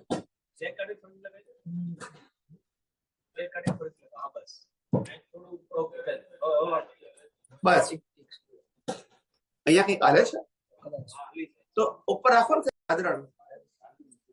ઓકે સ્વામીજી, આજ જરા થોડું ફાસ્ટ રહે, ઘણા બધા પ્રશ્નો છે ને, પ્લીઝ બહુ ડિટેલિંગ નહીં કરું. હા સ્વામીજી, ભગવદ ગીતામાં ભગવાનની બે શક્તિઓનો ઉલ્લેખ છે, પરાશક્તિ અને અપરાશક્તિ. પરા એટલે આત્મશક્તિ, અપરા એટલે કુદરતની શક્તિ. આ બરાબર છે? હા બરાબર છે. આત્માના જ્ઞાન પ્રકાશ શક્તિના આધારથી 6 તત્વો અથવા જગત ક્રિયાકારી છે. ના, ક્રિયાકારી તત્વો 5 છે ને છઠ્ઠું તત્વ આત્મા જ્ઞાન તત્વ છે. ખ્યાલ આવ્યો? 6 તત્વમાં આત્મ તત્વ આવી ગયું. હા, 5 તત્વ ક્રિયાકારી છે ને છઠ્ઠું તત્વ છે એ જ્ઞાન વાળું છે. એ જ્ઞાન વાળું છે એટલે તો આ બાકીની ક્રિયાઓને જાણી શકે છે. બાકીના 5 તત્વો જડ છે, એમાં જ્ઞાન તત્વ નથી. ખ્યાલ? 6 તત્વ ખરા, પણ એમાં 5 તત્વો મિકેનિકલ પ્રોસેસ વાળા છે, એની પાસે જ્ઞાન તત્વ. છઠ્ઠું તત્વ આત્મા છે, એની પાસે જ્ઞાન તત્વ છે. પણ આ 6 તત્વો સનાતન છે. કેવા છે? અને અવસ્થાઓ બધી ટેમ્પરરી છે, જે તત્વથી બની છે, 5 તત્વથી, અને જાણનારું એનું છઠ્ઠું તત્વ. હવે ખ્યાલ આવી ગયો? જ્ઞાન 6 તત્વમાં છે અને ક્રિયા 5 તત્વના આધારે અવસ્થા બની છે. બદલાય જ ને બધી. શેના આધારે? શેના આધારે? ચેતન તત્વના. ના, સમજાવો. ચેતન અને જળ બે છે. જળ અવસ્થા રૂપે છે, તેના રૂપે છે, અને ચેતન તો તત્વ રૂપે છે. પણ જળ ને ચેતન ની વચ્ચે જે અજ્ઞાન છે, અજ્ઞાન જેને આપણે જ્ઞાનાવન દર્શનાવન મૌન્ય કર્મ કીધું, અથવા મિથ્યા જ્ઞાન મિથ્યા દર્શન કહીએ, બંનેને અજ્ઞાન કહેવાય. એ અજ્ઞાન આત્માના પ્રકાશની હાજરીમાં આ અવસ્થાઓનું રહેલું જ્ઞાન, એ જ્ઞાન અજ્ઞાન રૂપે કામ કરે ત્યારે કર્મ બંધાય. એ જ્ઞાન વિજ્ઞાન રૂપે કામ કરે તો છૂટા રહેવાય. એટલે કે અવસ્થા કુદરતી રચના દેખાય તો છૂટા રહેવાય. ખ્યાલ આવ્યો? અને અવસ્થામાં હું કરું છું, હું ભોગવું છું, મારું છું, તો નવા કર્મ. મારો સવાલ એમ છે, આપણે ઓલવેઝ 3 અવસ્થાઓમાં હોઈએ છીએ મોસ્ટલી. જાગ્રત અવસ્થા, સ્વપ્ન અવસ્થા, સુષુપ્તિ અવસ્થા. એ ઓટોમેટિક ઓટોમોડ છે, એ રેગ્યુલર બદલાયા જ કરે છે. તો એ જે બદલાયા કન્ટિન્યુઅસલી ચેન્જિંગ, તો એ જે ચેન્જ થઈ રહ્યો છે અને હું આ બધી જ અવસ્થાઓનો જાણું છું, તો તો એ જે જાણવાની ક્રિયા એ ચેતન તત્વથી થઈ રહી છે, ચેતન તત્વની હાજરી હાજરીમાં થઈ રહી છે. અને તો આ બધી- ચેતન તત્વની હાજરીથી જે પ્રતિષ્ઠિત આત્મા લાઈવ છે એ જાણી રહ્યો છે. પ્રકાશ આત્માનો જાણનારો પ્રતિષ્ઠિત આત્મા અને કરનારી પ્રકૃતિ. પ્રકૃતિને જાણનારો પ્રતિષ્ઠિત આત્મા અને પ્રકૃતિને પ્રકાશિત કરનારો મૂળ આત્મા. પણ જે મૂળ આત્મા ન હોય તો બધું ઠપ. એકડા વગરના મીડા. આ બધું થઈ રહ્યું છે બેઝિકલી ચેતન શક્તિથી જ થઈ રહ્યું છે. ચેતન શક્તિની હાજરીથી બોલો. જો ચેતન શક્તિ થતું હોય તો પછી ત્યાં મુક્ષે ગયા પછી કરાય. ના, ના, એની હાજરીથી I mean to say You have to correct. એની પ્રેઝન્ટેશન હાજરીથી થઈ રહ્યું છે. એનાથી કર્યું તો પછી એ ગુનેગાર કહેવાય. એ ગુનેગાર નથી. એટલે એક જ્ઞાન પ્રકાશ જ કહેવાય ને એક પ્રકારનું. એ અધ્યાત્મમાં એને મુક્તિ ડેવલપમેન્ટનો માર્ગ કહેવાય છે. એક ઇન્દ્રિય પણ જરૂરી છે, 2 ઇન્દ્રિય પણ જરૂરી છે, 3 ઇન્દ્રિય, 4 ઇન્દ્રિય, 5 ઇન્દ્રિય બધું જ જરૂરી છે. એ બધામાંથી પાસ થઈને જ આગળ વધવાનું. જેમ ડોક્ટર થવું હોય તો પહેલું, બીજું, ત્રીજું, ચોથું પાસ કરવું પડે કે ના થવું પડે? એવું આ પ્રોસેસ છે. એકદમ આત્માનો અનુભવ ના થાય. બધાને ઇન્દ્રિય જ્ઞાનમાંથી પાસ થવું પડે, પછી બુદ્ધિ આવે એટલે બુદ્ધિના જ્ઞાનમાંથી પાસ થવું પડે. ત્યાર પછી એ અબુદ્ધ થાય. અબુદ્ધ ક્યારે થાય? તો કે શુદ્ધાત્મા સિવાય બધું કુદરતી રચના દેખે તો અબુદ્ધ થઈ ગયો. પછી ઓપિનિયન ની જરૂર. અને અબુદ્ધ થાય પછી કેવળ ધ્યાન થઈને મોક્ષે જાય. આ પ્રક્રિયા છે. પણ આમાં કોઈ ચમત્કાર, કોઈ વ્યક્તિ કે સીધું મોક્ષે ના જવાય એવી રીતે ખ્યાલ આવ્યો? 5 વર્ષનો છોકરો સીધો ડોક્ટર ના બની શકે. એને પ્રોસેસ માંથી પાસ થવું પડે. ત્યારે ધીરે ધીરે એની મેચ્યોરિટી વધે. શું વધે? એમાં જન્મ મરણ થાય છે મેચ્યોરિટી માટે થાય છે. શેના માટે થાય છે? હા, કારણ કે અનુભવ એ જ પ્રગતિનો માર્ગ છે. નોલેજ એ પ્રગતિનો માર્ગ નથી. અને અનુભવ એને કહેવાય કે તમે પાસ થયા પછી છોડી શકો તો અનુભવ, ના છોડી શકો તમે ફેલ જ છો. પાસ શેના માટે થવાનું? આગળ જવા માટે, પ્રોગ્રેસ માટે. પણ આપણે તો એનું એક પકડી રાખીએ છીએ તો તો ના જવાય. એટલે તો પાસ થયા નથી, તમે ફેલ જ થયા છો. જે માણસ પાસ થાય એટલે પછી આગળ જાય. શું જાય? આગળ. પેલાને ખોટું નથી કહેતો, એનું જ્ઞાન નહીં. હવે આગળ વધુ. એટલે પેલું step થોડું- હવે સમજી ગયા. હવે આપણે છોડીએ નહીં તો પ્રગતિ થાય. બસ આ અહીંયા ભૂલ થાય. આ સમજણમાં ભૂલ છે, બીજું કશું નથી. આજ રહેવા દો ને. ઘણા બધા છે. સારું, આ તમારું પતી ગયું ને ભાઈ?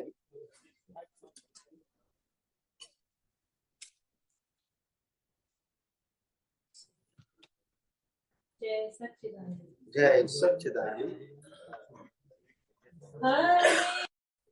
પુષ્પાબેન કોણ છે?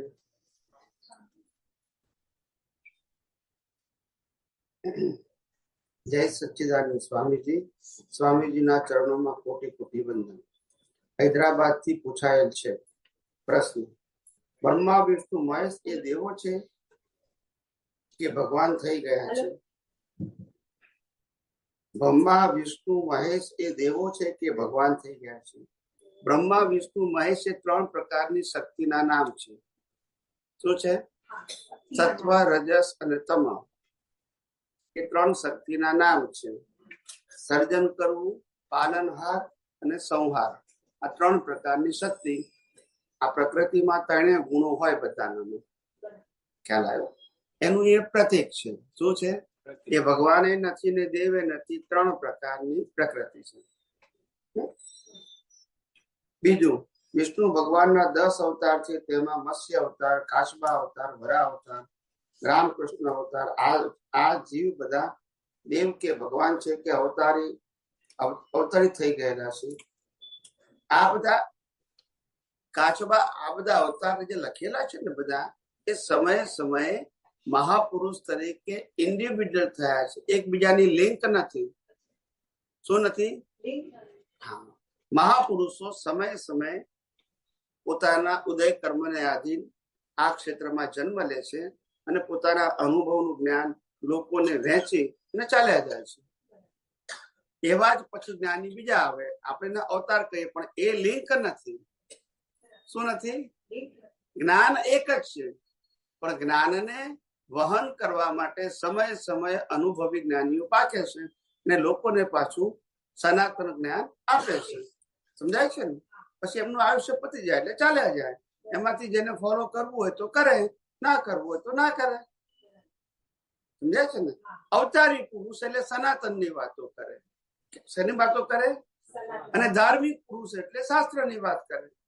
દરેક ધર્મના શાસ્ત્રો અલગ અલગ હોય, દરેક ધર્મના ધર્મગુરુ પણ અલગ અલગ હોય. એ સનાતનની વાત ના કરે, શાસ્ત્રોની વાત કરે. ખ્યાલ આવ્યો? અને શાસ્ત્રોની એટલે સંપ્રદાય. એક ધર્મ બીજા ધર્મને સ્વીકારે ને સનાતનમાં તો બધા માટે હોય. કુદરતનો કાનૂન બધા માટે, 6 તત્વો બધા માટે, બધી જ અવસ્થાઓ કુદરતી રચના કહેવાય. બધાની અંદર આત્મા છે, એમાં તો કોઈ ભેદ નથી. એટલે સનાતનની વાતો ધર્મથી ઘણી ઉપરની હોય, પણ એ બધા ના કરી શકે. એ કરે એને અવતારી પુરુષ કહેવાય, કારણ કે અનુભવથી કરે. એ ચોપડીઓ વાંચીને, હવે સમજી ગયા? રામકૃષ્ણ મહાવીર ચોપડીઓ વાંચીને ના બોલે, એટલે એને અવતારી પુરુષ કહેવાય. અને પેલા ધર્મગુરુઓ કહેવાય, કે જે વાંચીને સમજીને બીજાને સમજાવવા પ્રયત્ન કરે છે, પણ એમને અનુભવ નથી. અનુભવી પુરુષને ચોપડીઓની જરૂર. સમજાય છે ને? હા. ના હોય તો પછી ચોપડી સિવાય બીજો કોઈ ઓપ્શન પણ નથી. આધાર તો જોઈએ ને માણસને બોલવા માટે. 3 વિષ્ણુ ભગવાનનું વૈકુંઠ ધામ કહીએ છીએ તો એ સ્વર્ગ કહેવાય. કોઈનું ગામ કોઈ છે નહીં. વૈકુંઠ એટલે સ્વર્ગનું એક નામ આપ્યું છે, વૈકુંઠ. ખ્યાલ આવે? જે આપવું હોય આપણે આપી શકીએ. દરેક ધર્મ વાળા પેલા લોકો કે અક્ષરધામ. સમજાય છે? જેને જે આપવું હોય આપો. આ નથી આપણા ગામોનું નામ આપે છે, બદલાય છે બધા એવું. બીજા આવે એટલે એમનું નામ આપી દે, ત્રીજા આવે એટલે એમનું નામ આપે. ધામ તો કોઈનું નથી. ના સમજી જાય. આ અમદાવાદ નું કણામાંથી જાય, પણ અમદાવાદ તો એનું જ રહેવાનું. નામ ભલે ને બદલો. ખ્યાલ આવે કે નહીં? કોઈ કોઈ વૈકુંઠ કે, કોઈ અક્ષરધામ કે, કોઈ બીજું કે. ખ્યાલ આવે ને? એની સાથે કોઈ નિસ્બત નથી. પ્લેસ છે દેવલોકનું, એનું નામ દરેક મહાપુરુષો પોતપોતાની રીતે આપતા હોય છે. સાઈ બાબા, જલારામ બાપા જે ભગવાન થઈ ગયા કે શું, જે અનુભૂતિ થાય છે વૈષ્ણવમાં શ્રીનાથજી બાબાએ ચમત્કાર દેખાડ્યા, એની અમુક બધી વૈષ્ણવોની વાર્તા છે, તો તે વિશે ફોર પાડો. એટલે આ બધા સંત પુરુષ કહેવાય. શું કહેવાય? સંત પુરુષ. ભગવાન ના કહેવાય, સંત પુરુષ કહેવાય, સાત્વિક પુરુષો કહેવાય. ખ્યાલ આવ્યો? જેને સમાજ માટે ઘણું બધું કામ કર્યું. ખ્યાલ આવ્યો? હવે આમાં જે સાઈ બાબા, જલારામ બાપા એ જે નામ લખ્યા છે, સાઈ બાબા, જલારામ બાપા, એ બધા સમાજ ઉદ્ધારક હતા. શું હતા? પછી લોકોના એમના ફોલોઅર્સ એમને ભગવાન કરી નાખ્યું. પછી મંદિરો બંધાયા. એમને એકે બાંધ્યા બોલતા નથી. હવે મારે જલારામ બાપુને પૂજવા હોય તો હું મંદિર બનાવું, એટલે હું પૂજવું ને બીજા જોડાય. સમજાય છે કે નહીં? જલારામ બાપા એક કે મંદિર ના બાંધે, સાઈ બાબા એક કે મંદિર ના બાંધે, રામકૃષ્ણ મહાવીર એક કે મંદિર ના બાંધે, પણ એમના ભક્તો તો બાંધે ને, તો જ માર્ગ ચાલે ને. હા, એટલે બધા સાઈ બાબા, જલારામ બધા સંત પુરુષો કહેવાય, સમાજ માટે ઉપયોગી અને ઉપકારી કહેવાય. વૈષ્ણવમાં પણ આ બધા સંત જ કહેવાય. હનુમાન દાદા જીવન છે, ચિરંજીવી છે, તો શું એ દેવ છે કે અહીંયા પૃથ્વી ઉપર જ છે? હનુમાન દાદા એટલે એક એવા શક્તિશાળી વ્યક્તિ થઈ ગયા જે દેવલોકમાં હોઈ શકે, એને ચિરંજીવી પણ કહે છે, પણ આપણને એનો કોઈ અનુભવ, આપણે તો હનુમાનના મંદિરે જઈને હનુમાનને જોઈએ હાચા, આપણને બીજા એક દેખાતા નથી. અને જે માનતા હોય એને માનવાનો એનો અધિકાર છે, એમાં આપણે શું કરી શકીએ? બરાબર છે. દરેકની પોતપોતાની શ્રદ્ધાનો વિષય છે, પણ આપણે સામાન્ય વ્યક્તિ તરીકે હનુમાનજી કોને કહેવાય એ આપણે ખોટા રૂપે જાણીએ છીએ. બીજું કોઈ જ્ઞાન આપણને સાચું કે ખોટું કહેવાનો આપણને અધિકાર નથી. જેટલું જાણીએ છીએ એટલું જ આપણાથી કહેવાય. અને ચિરંજીવી છે એવું લોકો માને છે, તો માન્યમાં આપણને શું વાંધો છે? આપણને કઈ વાંધો છે? તો પછી દરેકની પોતપોતાની આસ્થા પ્રમાણે હોય બધાનું.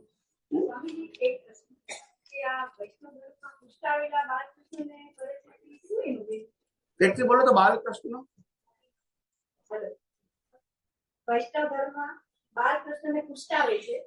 તો એનું શું પુષ્ટાવે એટલે ખબર નથી. પુષ્ટાવેલા બાલકૃષ્ણ બધા સ્થાપના કરે ઘરે નાના સ્થાપના કરે છે. પછી કોઈ મંદિરમાં ન જાય, શિવને ત્યાં કોઈ મંદિરમાં, એક જ મંદિરમાં જાય. એટલે પેલો મરચાથી જન્મ પાડે ને એ. પેલા મરચાથી. પેલા ચાલતા બતાવ્યા છે તે હા હા બસ એ હવે પણ નાના મોટા થાય કે ના થાય?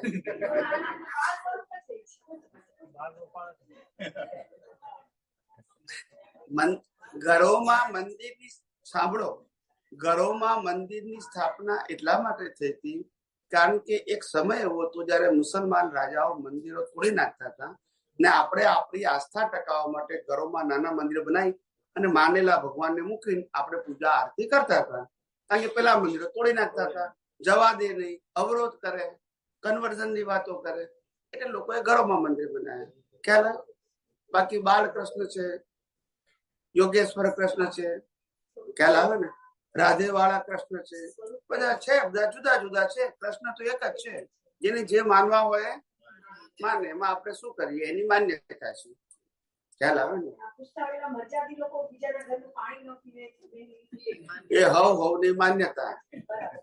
કોઈ બીજાના ઘરનું પાણી પીવે નહીં ને કોઈ પાસે પાણી લેવા ગયો તો આપણને આપે નહીં, એવું એ બને. એટલે એમાં બહુ કે ઊંડા ઉતરવા જેવું નથી. એ સૌ કર્મના ખેલ છે. ના પીવો તો ના પીવે, આપણે શું કરીએ? એ સૌની પોતપોતાની આપણી માન્યતા સાથે આપણને કોઈ વાંધો નથી. દરેકને પોતપોતાનો ધર્મ પોતાની માન્યતા પ્રમાણે પાળવાનો અધિકાર છે. એની શ્રદ્ધાનો વિષય છે. શું છે? પતી ગયું ને? જય સચિદાનંદ. આગળ જયેશભાઈ બોલવાનું છે.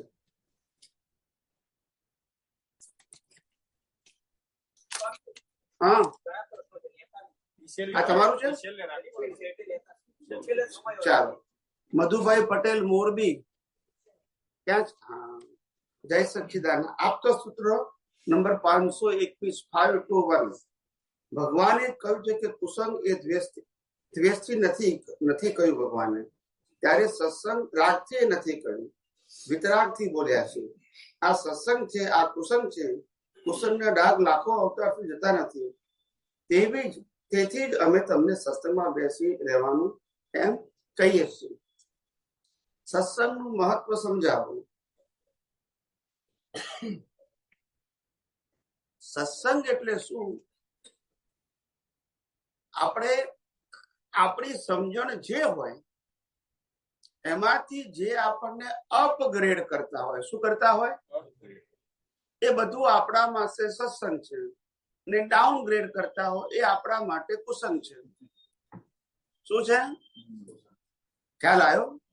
આપણે 5મા પાસ થયા, આપણે 6ઠા ધોરણની વાત કરીએ, આપણા માટે શું છે? અને 4થા ધોરણની વાત કરીએ, કારણ કે આપણે પાસ થઈ ગયા, હવે આપણે જરૂર એટલા માટે. કુસંગ એટલે આપણે જરૂર નથી એ સંદર્ભમાં. સમજાય છે? હવે પાછા જઈશું, પાછું ફેરથી ચડવું પડશે પાછું. સમજાય છે ને? સત્સંગ નો મતલબ જ્યાં છે ત્યાંથી અપગ્રેડ થવું. શું થવું? હા. અને જે પાસ થઈ ગયા ત્યાંથી આગળ થવું. અને જે પાછળ છે એને ખોટા ના કેવું. આપણે કામનું નથી એટલું કેવું, પણ દુનિયાને કામનું નથી એવું, અને નકામું પણ ના કેવું.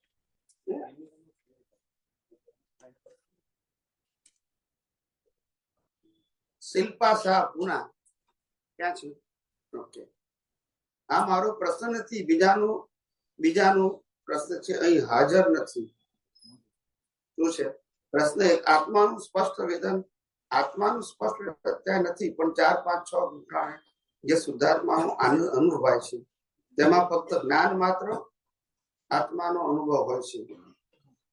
ને અનંત ગુણોના નિચોડ રૂપે નિરપેક્ષ સ્વ આત્માનો પ્યોર આનંદ નો અનુભવ થાય છે. તે સમયે તે નિશ્ચય નયનું સમ્યક દર્શન કહેવાય. તો તેનાથી શું લાભ થાય છે ને અત્યારે કેવી રીતે અનુભવી શકાય? પહેલી વસ્તુ એ, જેમ જેમ ગુંઠાણા ચડો એમ અજ્ઞાન માઇનસ થતું જાય. શું થતું જાય?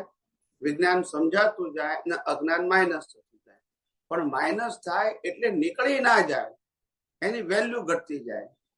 છેલ્લે અજ્ઞાન ખલાસ ક્યારે થાય? 7મા ગુંઠાણા પછી તમે કેવળ શું કીધું? આત્માની જ વેલ્યુ કરો ને બીજાની વેલ્યુ જ ના કરો. ને ઝીરો થવાની ખરી પ્રક્રિયા 7મા ગુંઠાણા પછી આવે છે. એ પહેલા ઝીરો નથી થતી, તમે એની વેલ્યુ કરતા નથી કે હવે મારે આનું મહત્વ નથી, આનું મહત્વ છે. ખ્યાલ આવ્યો? અજ્ઞાન જતું રહેતું નથી. ખ્યાલ આવ્યો? એની વેલ્યુ એ વખતે રહેતી નથી, એટલે આપણો ઉપયોગ આ બાજુ રહેશે. અને સંસારની વેલ્યુ આપણને કુદરતી રચના તરીકે રહે છે. શું રહે છે? એટલા માટે તો કીધું કે જ્યાં સુધી 11મું ગુંઠાણું છે તો એ કર્મ બંધાશે. સમજાય છે ને?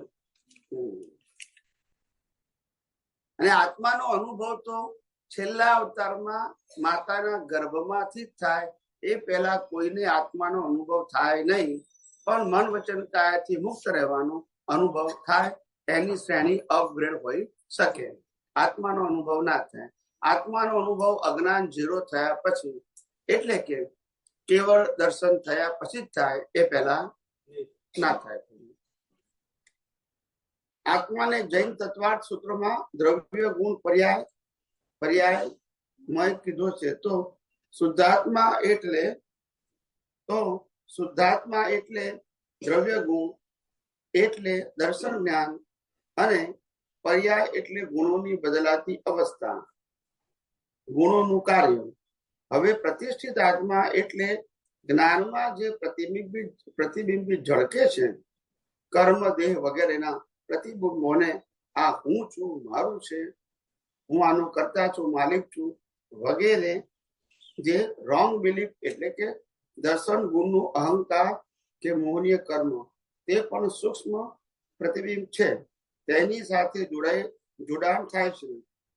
તે જ ને પ્રતિષ્ઠિત આત્મામાંથી રોંગ બિલીફ એટલે કે પ્રતિબિંબિત સાથેનું જોડાણ નીકળી ગયા પછી સહજપણે પ્રતિબિંબ હોવા છતાં ફક્ત જ્ઞાન કે શુદ્ધાત્માનું લક્ષ્ય રહેશે.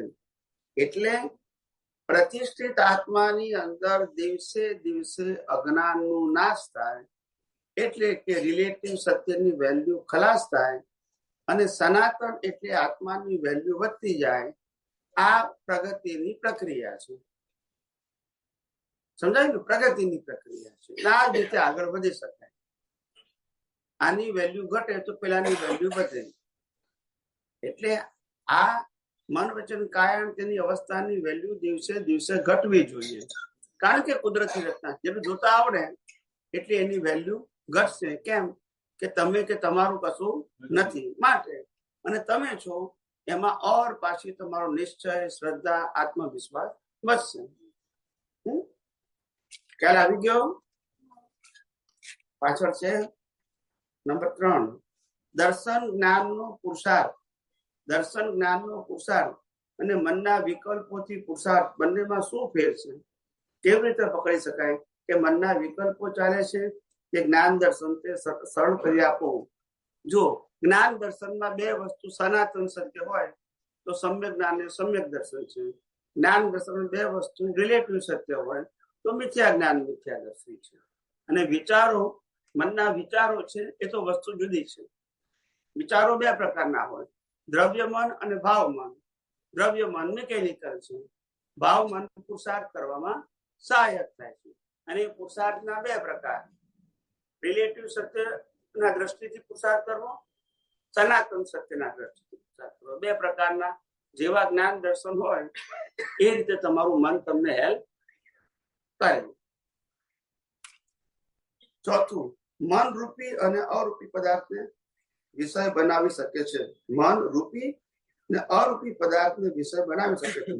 તો પ્રતિષ્ઠિત આત્મા જે પુરુષાર્થ કરે છે તે પણ ઈગો સાથે જોડાઈને જ કરે છે ને. આ પ્રતિબિંબ રૂપે જે છે તે હું નથી, મારું નથી, હું કરતા નથી, તે વખતે દર્શન જ્ઞાન ગુણ જ વપરાય છે. પણ માધ્યમ તો મન બને ને તત્વ વિચાર નિર્ણય વગેરે માટે. પછી સહજ છૂટા રહેવાય. તે જ દર્શન જ્ઞાનનો પુરુષાર્થ ને. મન ખરું, પણ એ મન કયું તો કે ભાવ મન, જે જીવતું મન છે તે. દ્રવ્ય મન નહીં. દ્રવ્ય મન તો પરિણામ છે, ખ્યાલ આવે ને? દ્રવ્ય મન તો એ નિમિત્તે ચાલ્યા જ કરે, ના ચલાવવું હોય તો.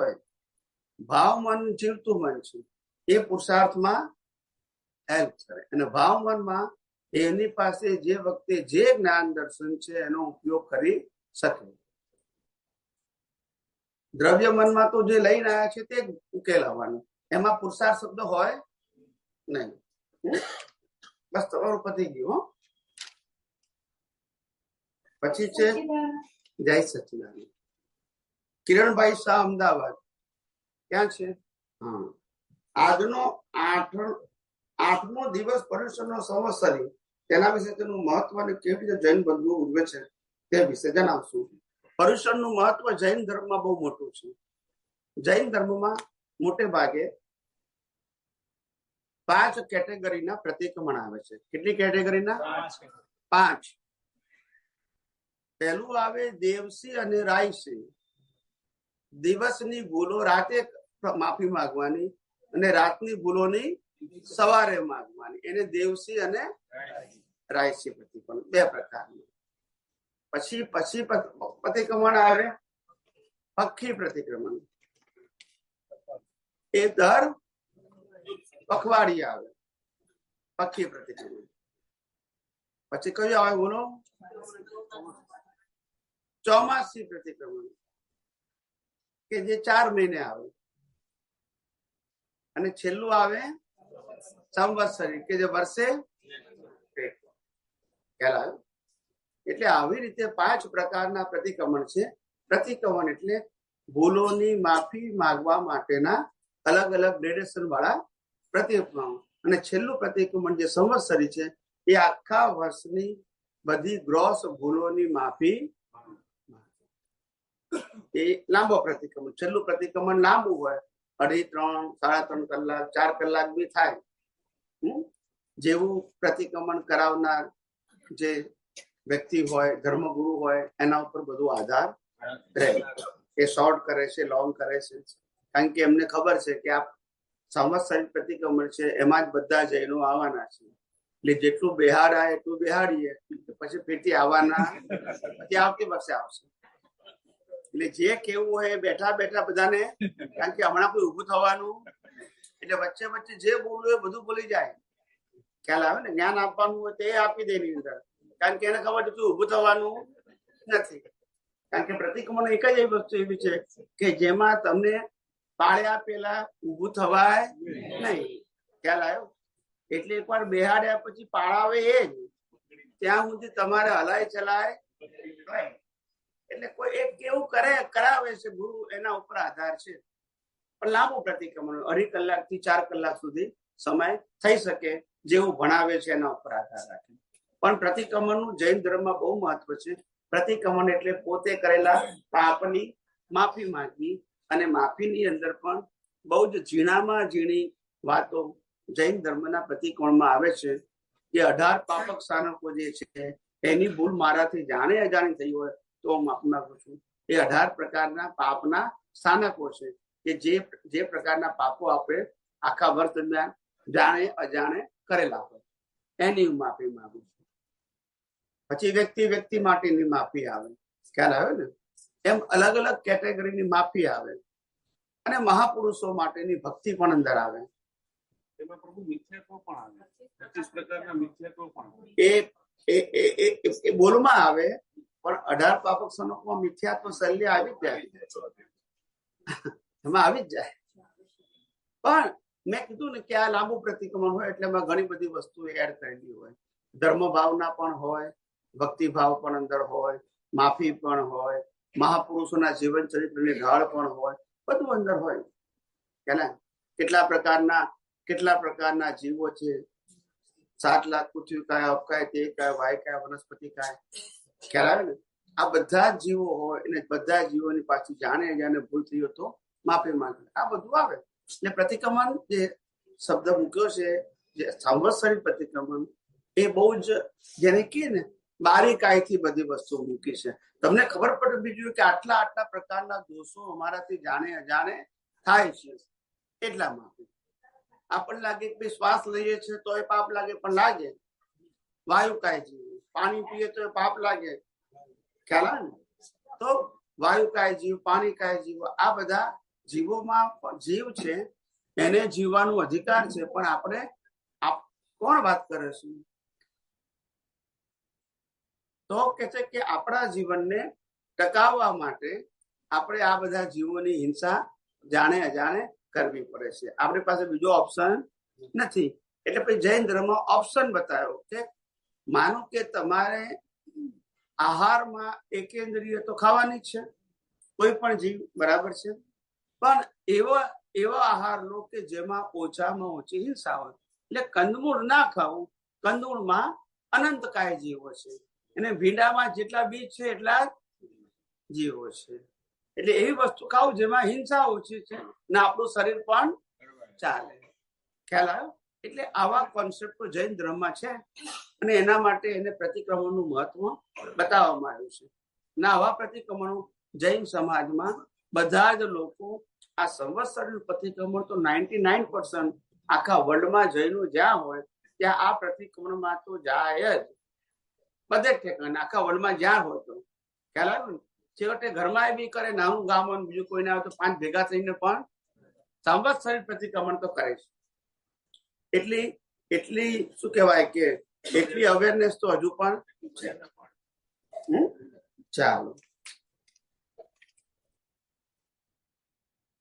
પછી છે હિતેન શાહ.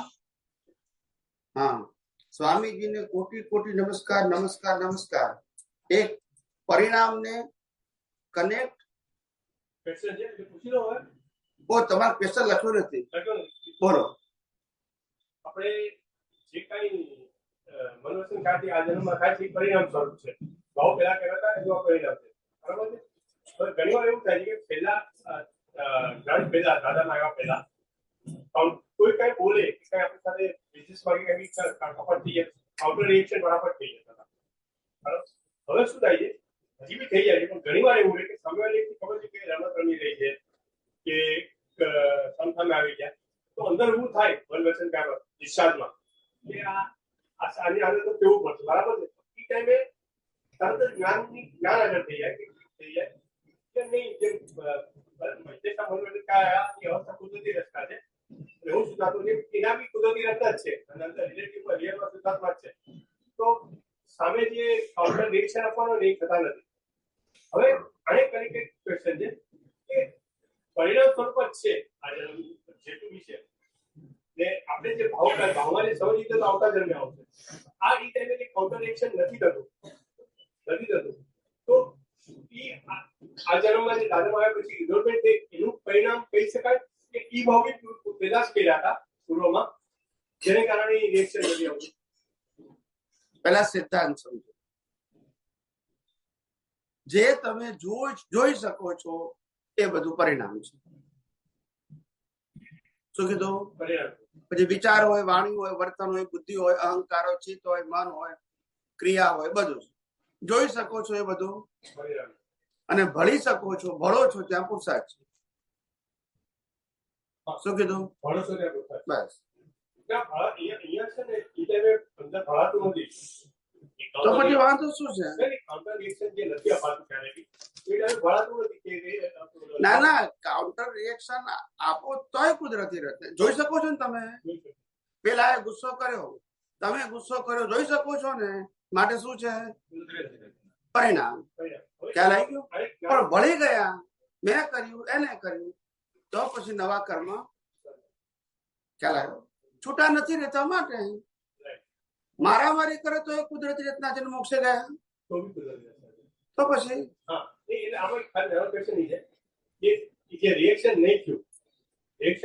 થાય ના થાય બે કુદરતી રચના છે.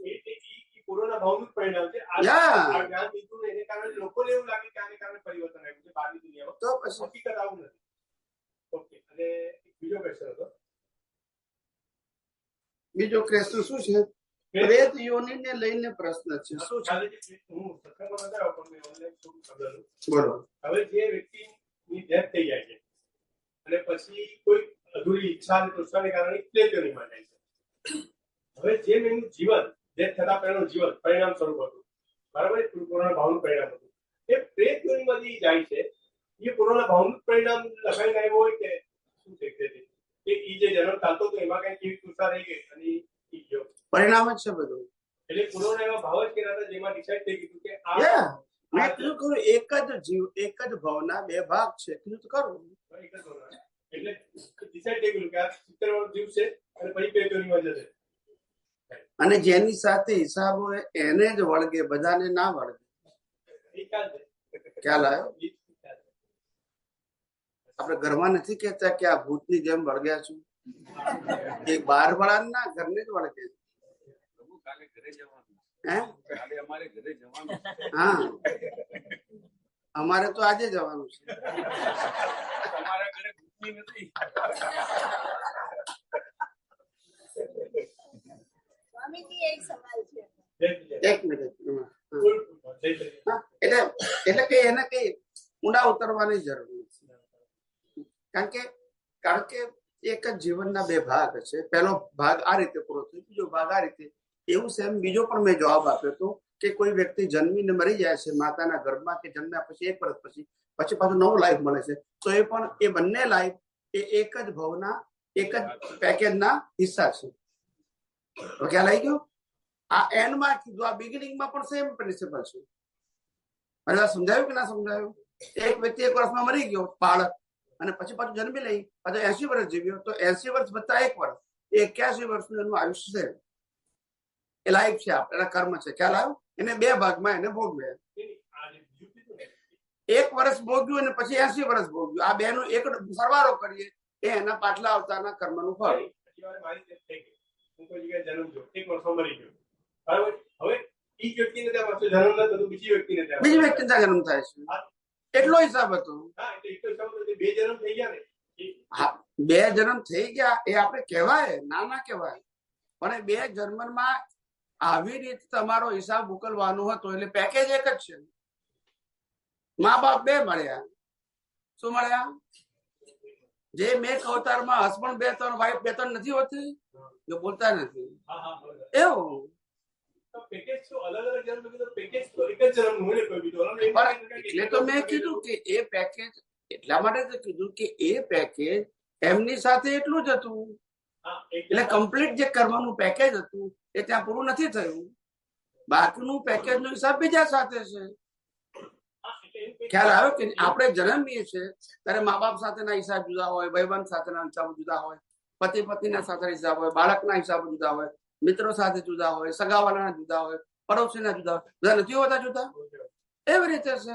તો એમ ન કહી શકાય કે 1 વર્ષ જેની સાથે રહ્યો તો 1 વર્ષ એનું પેકેજ ખાલી 1 જ વર્ષ, એટલું જ હતું. પછી પાછો જન્મ તો 80 વર્ષ.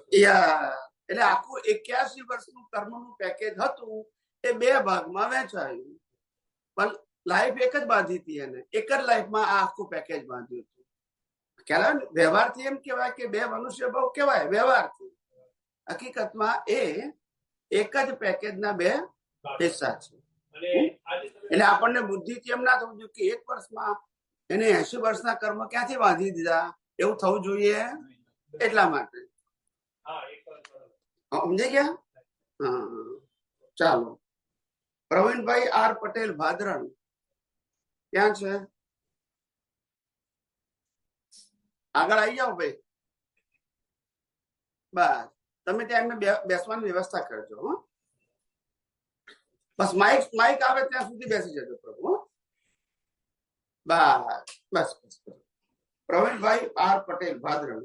પ્રશ્ન: દાદા ભગવાનનું સૂત્ર તું તારું જો, શું જોવાનું અને શા માટે જોવાનું? તું સારું જો. એવું સૂત્ર છે? લખાયેલું છે.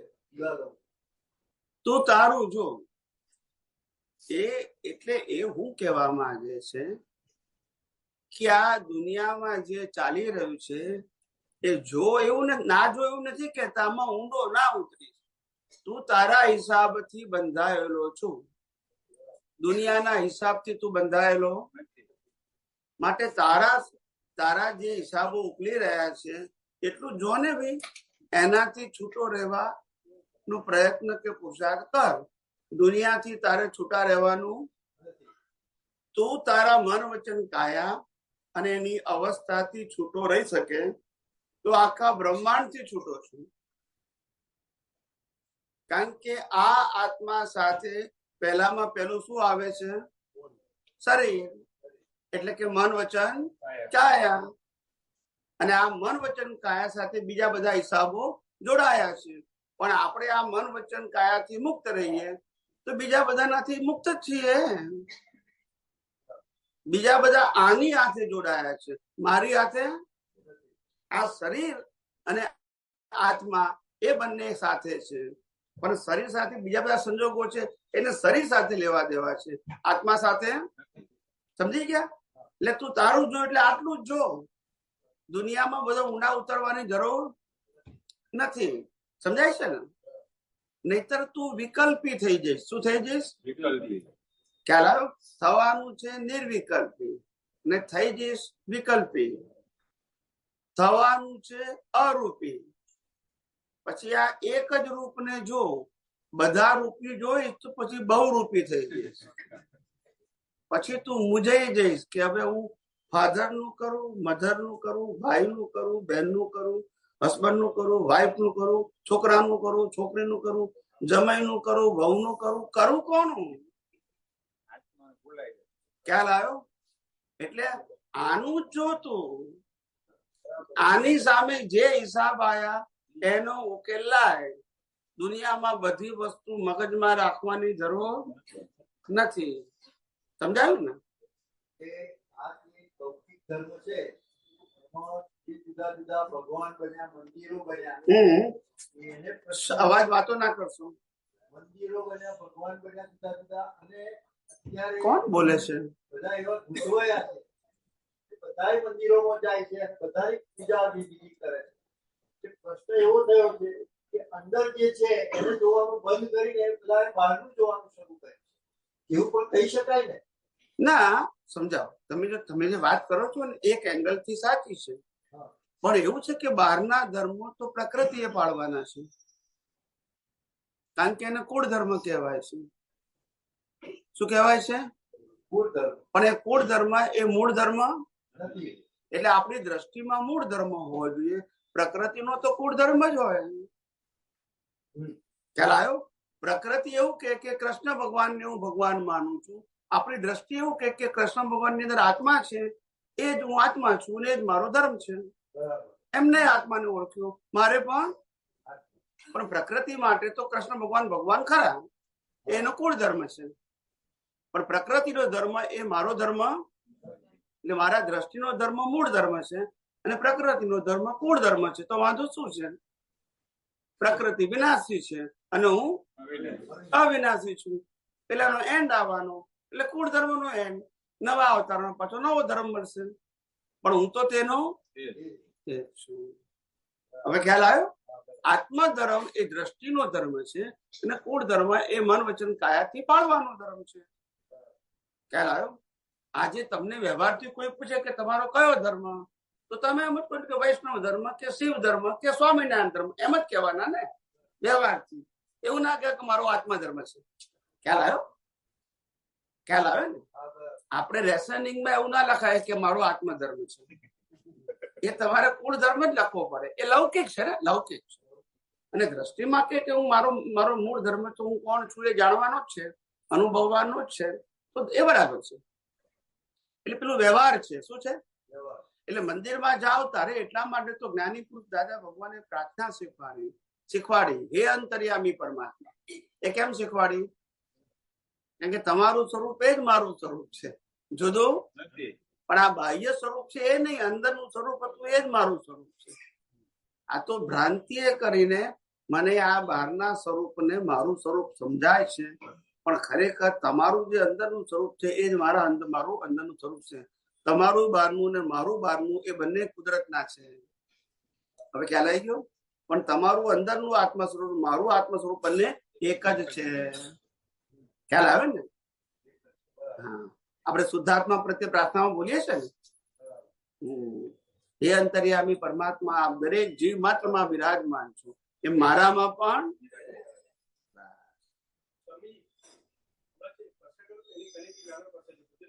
માઇક બોલો.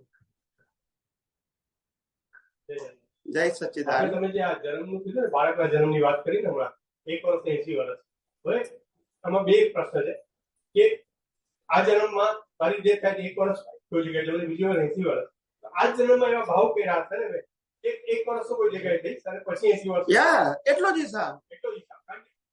અને કોઈ અને અત્યારે મારી ડેથ થઈ ગઈ અને બીજા જન્મમાં 80 વર્ષ જીવું છું અને ત્યારબાદ કોઈ જગ્યાએ જન્મ લઉં છું, તો એમ કહે ને 80 વર્ષમાં જે ભાવ કર્યા હતા એના નિમિત્તે એના પછીનો જન્મ મળ્યો એમ કહેવાય. કારણ કે ઓલામાં 1 વર્ષ છે એટલે કર્મ શું બાંધી શકે? હા, તો એમ જ કીધું ને મેં. 1 વર્ષમાં કર્મ ના બાંધી શકે એટલે તું 80 વત્તા 1 એટલે 81 વર્ષનું પેકેજ આમ તો બોલ્યો. 81 વર્ષ પેકેજ આ જન્મમાં તે ભાવ કર્યા હતા. હા, બરાબર છે. હવે એનું ઓપોઝિટ પૂછું છું, આ જન્મમાં મેં એવા ભાવ કર્યા છે આવતા જન્મને 80 વર્ષ આયુષ્ય મળે છે, 85 વર્ષ આયુષ્ય મળે છે, બરાબર છે. અને 85 વર્ષ આયુષ્ય પૂરા આવતા જન્મે 85 વર્ષ આયુષ્ય પૂરા કર્યા બાદ હું કોઈ જગ્યાએ બી જન્મ લઉં છું 20 વર્ષ 25 વર્ષ માટે, તો એ જે 85 વર્ષ આયુષ્યમાં મેં જે ભાવ કર્યા હતા એના નિમિત્તે મને 25 વર્ષ મળ્યા, એ એક જ જન્મનું કહેવાય. હા, બરાબર. એ પેકેજમાં ના, એક જ આવે ને. પણ નાના બાળક તો છે એક જન્મ. યસ, ચાલો. આમાં એજ લિમિટ કેવું કઈ નહીં, નાનું બાળક એટલે નાનું બાળક, 1 વર્ષ 2 વર્ષ કઈ ના આવે. મેચ્યોરિટી નથી ને નહીં તો ખાલી ક્યાં સુધી કન્સિડર કરે ગુજરાતમાં 2 વર્ષ 4 વર્ષ 5 વર્ષ થઈ જાય એવું કઈક નિયમ નથી. નાનું આપણે સમજી લેવાનું કે જ્યાં આખી લાઈફ ના વધી શકે એવી જેની સમજણ નથી તે. દશરથભાઈ ઈશ્વરભાઈ ચૌહાણ, પ્રાંતિજ. ઓકે. પ્રશ્ન, પુનર્જન્મ કોને થાય છે? પુનર્જન્મ કોનો થાય છે? પુનર્જન્મ અહંકાર નો થાય છે. કોનો થાય છે? જીવતો અહંકાર છે એનો પુનર્જન્મ થાય. ગયા અવતારમાં જીવતો હતો એનો પુનર્જન્મ થયો, એ વખતે મરેલો છે. પણ જયારે જન્મ કયા આધારે થયો કે જીવતા અહંકાર થી નવો જન્મ થયો. એ જન્મ થયો, આત્મા તો તેનો તે જ, શરીર તો કુદરતે આપ્યું, સંજોગો કુદરતી આપ્યા, શક્તિ કુદરતી આપી. હવે ખ્યાલ આવી ગયો? અહંકાર નો જન્મ થયો, એક જ કહેવાય. ખ્યાલ આવ્યો? અને અહમ ચેતના કોને કહેવાય? અહમ ચેતના, અહમ ચેતના એટલે હું શુદ્ધાત્મા છું તે. એ અહમ તો ખરો જ ને, પણ શુદ્ધાત્માનો અહંકાર છે. અહમ ચેતનાનો જન્મ થાય છે એવું કહેવાય છે. અહમ ચેતના ના સમજાવ્યું. આત્મા તો પ્રત્યેક અવતારમાં એકનું એક જ છે, એનું જન્મ જીવન મૃત્યુ ના હોય તો પછી આવું ક્યાંથી લઈ આવ્યા? આ બધા પડીકાઓ લઈ લઈને આવો અલગ અલગ દુકાનોમાંથી. હું એ જ કઉ છું ને, જે ભૂલવાળી સમજણ છે એને ભૂલ વગરની સમજણ કરવા માટે અહીંયા આવીએ. એટલે આમાં શું થાય છે સમજાવું તમને. લોકો શું કે છે, સાંભળો હવે, લોકો શું કે છે કે અમે તો સમર્પિત ત્યાં છે પણ કન્સલ્ટિંગ માટે આવીએ છીએ. પછી કન્સલ્ટિંગ જોબ મળી જાય એટલે પાછા ત્યાંના ત્યાં બોલતા નથી. ના સમજાય? બરાબર છે. અમુક વ્યક્તિ માટે અપવાદરૂપ હશે એવું ના, હું તો જનરલ, તમે પૂછ્યું ને જનરલ મેં કીધું. તમને એકલાને કહું છું એવું નથી કહેતો. હું તો ઓન રેકોર્ડ કહું છું, જે સાંભળે બધાને લાગુ પડે. હું કોઈ વ્યક્તિગત નથી કહેતો.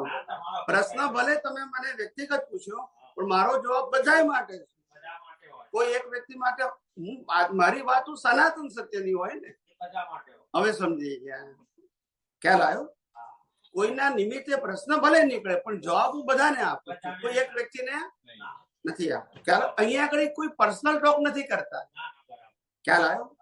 અહીંયા સોશિયલ પ્રશ્ન નથી પૂછાતા કે તમારો વ્યક્તિગત છે, અહીંયા ધાર્મિક પ્રશ્ન નથી પૂછાતા કે તમારા ધર્મની વાત કરો છો. અહીંયા બધા પ્રશ્નો સનાતન સત્યને સમજવા માટે પૂછાય છે. ખ્યાલ આવ્યો? એટલે કોઈ વ્યક્તિગત, એટલે હું એવું કહું કે તમે પ્રશ્ન ગમે ત્યારે પૂછો, ગમે તે પૂછો, એની સાથે વાંધો નથી, પણ વિજ્ઞાનને પકડી રાખીને વિજ્ઞાનને સમજવા માટેના હજારો પ્રશ્ન કરો, એની સાથે મને વાંધો નથી. ખ્યાલ આવી ગયો? પણ તમે કોઈ જગ્યાએ ક્રમિક માર્ગની વાતો સાંભળી અને પછી એ પ્રશ્ન અહીંયા લાવો છો, ત્યાં તકલીફ છે. ભાઈ જેના પ્રશ્ન જ્યાં છે ત્યાં પૂછો ને, વાંધો શું છે? હું વિજ્ઞાનની વાત કરું છું. હવે ક્રમિક વાળો એમ કહે છે કે તમારે આમ કરવું જ પડશે, તો મોક્ષ નહીં થાય. તો એ પ્રશ્ન મારો છે? મેં કીધું તો એને કીધું તો એને પૂછો ને. હવે સમજી ગયા? મારો પ્રશ્ન એ છે, તમે પૂછો એનો વાંધો નથી મને. અહીંયા વિજ્ઞાનના હજારો પ્રશ્નો પૂછો જેમાં તમે આગળ વધી રહ્યા છો. હવે પેલા શું થાય છે, દરેકનું આર્ટ્સ, કોમર્સ, સાયન્સ થઈને જુદી ફેકલ્ટી છે, બરાબર? આર્ટ્સ વાળા આર્ટ્સ ની વાત કરવાની, કોમર્સ વાળા અને સાયન્સ વાળા.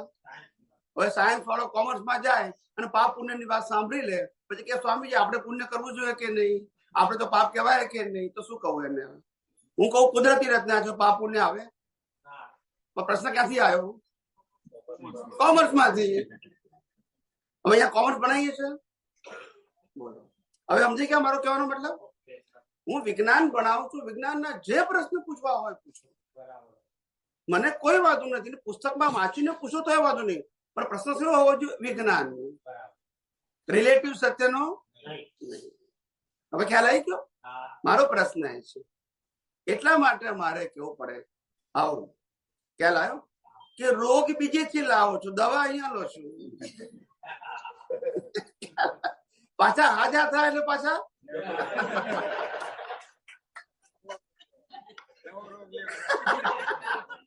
હવે ખ્યાલ આવ્યો? એનીવે કશો વાંધો નહીં. પછી ક્રિયાને પુરુષાર્થ માનનાર કોણ? ક્રિયાને પુરુષાર્થ માને છે તે લાઈવ અહંકાર છે, અને ક્રિયાને કુદરતી રચના માને છે તે લાઈવ અહંકાર છે. એના જ્ઞાન દર્શન પ્રમાણે માને છે. અજ્ઞાન છે તો એ ક્રિયાને પુરુષાર્થ માને છે, વિજ્ઞાન છે તો એ ક્રિયાને કુદરતી રચના જુએ છે. એની દ્રષ્ટિ ઉપર આધાર છે. પણ પુરુષાર્થ તો લાઈવ અહંકાર જ કરે. અજ્ઞાનનો એ કરે, જ્ઞાનનો એ કરે, અને વિજ્ઞાનનો પણ. પુરુષાર્થનું ટાઇટલ ખાલી લાઈવ ઇગોને લાગવું પડે, પરિણામનું ટાઇટલ મન વચન કાયન લાગવું પડે, અને આત્મા કેટાલિસ્ટ છે. ત્રણ વસ્તુ કેવા છે? જુદા છે. ત્રણના રોલ પણ કેવા છે? જુદા છે. સમજાયું? પ્રશ્ન નંબર 3, અહમ ચેતના અહંકાર અને વ્યક્તિગત. એ તો આવી ગયો, જરૂર નથી. પતિ પણ જય સચિદાનંદ. હવે આગળ અશ્વિન શાહ. ક્યાં છે અશ્વિન શાહ ભાઈ? હા, અમદાવાદ. પ્રશ્ન, મનમાં શક્તિ છે, મનમાં શક્તિ છે, વાણીમાં શક્તિ છે, વિચારોમાં શક્તિ છે, તો સાયન્સમાં કેવી રીતે ઉપયોગ કરવો? ખ્યાલ આવ્યો? મનમાં શક્તિ છે, વાણીમાં શક્તિ છે, અને ક્રિયામાં શક્તિ છે. આ ત્રણે શક્તિ કુદરતની. વિચારમાં, વિચાર, વાણી ને વર્તન, આ ત્રણે શક્તિઓ કુદરતની છે. કોની છે? હા, કુદરતની. એટલે આજે કંટ્રોલર કુદરત પાસે છે. તમે ધારો ત્યારે વિચાર કરી શકો, ધારો ત્યારે બોલી શકો, અને ધારો ત્યારે ક્રિયા કરી શકો. કુદરત સંજોગો આપે એ પ્રમાણે તમારે કરવું. બીજ તમારા, ફળ કોણ આપે? બોલો. કુદરત આપે. હા, મેં જમીનમાં ગોટલો રોપ્યો, પછી 5 વર્ષ પછી ઝાડ થાય. એ ઝાડ કોને બનાવ્યું? ડાળીઓ કોને બનાવી? પાંદડા કોને બનાવ્યા? કેરીઓ કોને બનાવી? હવે ખ્યાલ આવી ગયો? મારો પ્રશ્ન એવો છે, કેમ જેમ ડિસ્ચાર્જ મન છે એમ ચાર્જ મન પણ હોય.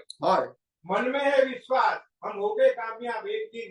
तो आज આપણને એમ હોય કે ભાઈ મનમાં વિશ્વાસ હોય કે મારો નિશ્ચય હોય કે હું મોક્ષ માર્ગમાં આગળ વધીશ અને મોક્ષે જઈશ, એના માટેનો પુરુષાર્થ જે અત્યારે વિચાર આવે જ્ઞાની પાસેથી સમજ કર્યા પછી, તો એ જે ભાવ મનથી જે વિચાર આવે અને મનમાં જે થાય, તો એની અસર થાય એમ વાણી એવી ઘણી વખત વાણી બી આપણે સાંભળીએ અને વાણીથી પછી પણ જે એની ઇફેક્ટ આવતી હોય તો આ બધું જે ચાર્જ રૂપે થતી હોય એ બધું કુદરતી રચના સમજવું તો પછી એમાં એની ઇફેક્ટ થઈ શકે એમ ઇફેક્ટ તો થાય જ ને.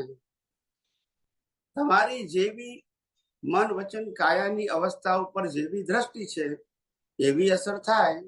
એનાથી છૂટા રહો તો તમે મુક્ત રહો ને કોઈ પણ વિચાર વાણી વર્તનમાં વળી જાઓ તો એની અસર તો થાય જ ને, પોઝિટિવ નેગેટિવ ગમે તે. આજે તમે આ વિજ્ઞાન સાંભળો છો, બરાબર છે, તે તમારો ઉદય કર્મ છે, પણ એ વિજ્ઞાન તમે પુરુષાર્થ માટે લો છો તો તમારા માટે ઉપયોગી છે. સાંભળો છો એ ઉદય કર્મ છે, હું બોલું છું તે ઉદય કર્મ છે, સમજાય છે. પણ એને યુઝ કરો છો તો તમારો પુરુષાર્થ છે, નથી કરતા તો પરિણામ પૂરું થઈ ગયું. હવે ખ્યાલ આવી ગયો? ખ્યાલ આવી ગયો. હવે જનરલી શું ઘણી વખત આપણે જ્ઞાની પુરુષ પાસેથી કોઈ વસ્તુ સાંભળેલી હોય અને આપણા મનમાં એ બેસી ગઈ હોય, બરાબર, અને પછી આપણે એનો ઉપયોગ કરીએ, મનમાં દ્રઢતા કરીએ અને પછી પરિણામમાં પણ દેખાતી હોય આ પ્રેક્ટિકલ લાઈફમાં, તો એ બધું ડિસ્ચાર્જ. મેં શું કીધું? વ્યાખ્યા બોલી જાઓ. જે જોઈ શકો છો એ બધું. વારે ઘડીએ વ્યાખ્યા કેમ ભૂલી જાવ છો? ઘણી વખત આવો પ્રશ્ન થાય કે આપણે સમજને કારણે હું ક્યારે સિદ્ધાંતમાં બાંધછોડ કરતો જગત સ્વીકારે યા, કારણ કે હું સનાતન સત્યની વાત કરું છું, મારા વ્યૂ પોઈન્ટ ની. આ પ્રેક્ટિકલ લાઈફમાં પરિણામ ઘણી વખત ચેન્જ થતા હોય છે. એ હું શું કહું છું, પરિણામ બહારના ઉદય કર્મને આધારે તમારા ભાવ બદલાય એવું ના ક્યાં પાડું છું. પણ બંને વસ્તુ કેવી છે? ભળો તો એની અસર થાય, ના ભળો તો ના થાય, એમ કહું છું. પણ પરિણામ ભળો ભાવ તો પરિણામ રહેવાનું હોય, તમે ભળો કે ના ભળો. હવે ખ્યાલ આવ્યો? અને મન में है विश्वास, पूरा है विश्वास, हम होंगे कामयाब एक दिन, એવો વિશ્વાસ તો બધાને હોવો જ જોઈએ આ વિજ્ઞાન ઉપર. આ વિજ્ઞાન ઉપર હોવો જ જોઈએ. ભલે 2 અવતાર, 5 અવતાર, 25 અવતાર થશે, પણ અમે પહોંચીશું એટલી અમને ખાતરી છે, કારણ કે અમને એવું વિજ્ઞાન મળી ગયું છે. બસ, મેં નથી કીધું કાલે જશું, પણ વિશ્વાસ તો હોવો જોઈએ ને. તો પછી આપણને જીવનમાં કેવો વિશ્વાસ હોય છે? સંઘર્ષ થાય છે તો કે નહીં, જિંદગી તો પૂરી થવાની જ છે, નથી થતો એવું. એટલે એવું આ વિજ્ઞાન ઉપર વિશ્વાસ હોય. ભલે સંઘર્ષ ગમે તેવા આવે, ક્યારેક વિજ્ઞાનનો ઉપયોગ થાય ન થાય, એમ કરતા ધીમે ધીમે ઘડાતા એક દિવસ શાલિગ્રામ થઈ જશું. ખ્યાલ આવે ને? એવી રીતે. પણ વિશ્વાસ તો આવવો જ જોઈએ, જરૂરી છે, જરૂરી.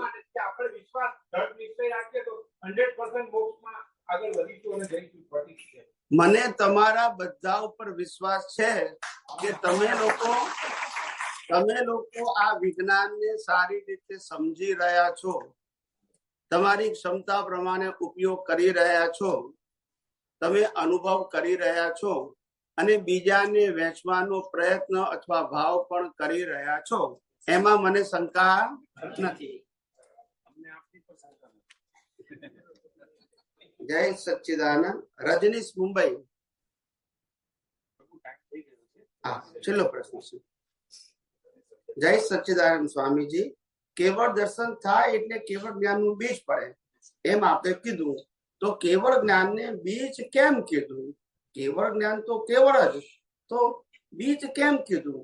કર્મ બીજ તો સમજાય કે પરમાણુ કોટેડ થાય છે માટે. હા, તો કે કેવળ જ્ઞાનને બીજ કેમ કીધું? રાઈટ, કેવળ જ્ઞાનને બીજ એટલા માટે કીધું કે કેવળ જ્ઞાન માણસ જન્મ્યા પહેલા નક્કી થાય છે કયા સમયે, કયા સ્થળે અને કઈ અવસ્થામાં થવાનું છે. એ જન્મ્યા પહેલા શું છે? નક્કી થાય છે. કેવળ જ્ઞાન નું કર્મ આત્મા માટે નથી, કુદરત એને ખુલ્લું કરવાનું ટાઈમિંગ આપ્યું. આત્માને કોઈ ફેર નહીં પડે. શું કીધું? આત્માને કોઈ ફેર નહીં પડે. અજ્ઞાની માટે આત્મામાં ફેર નહીં પડે. પણ ખુલ્લું ક્યારે થાય કેવળ જ્ઞાન? કારણ કે આખું યુનિવર્સ જે છે, યુનિવર્સ એ કેવળ જ્ઞાનમાં દેખાય.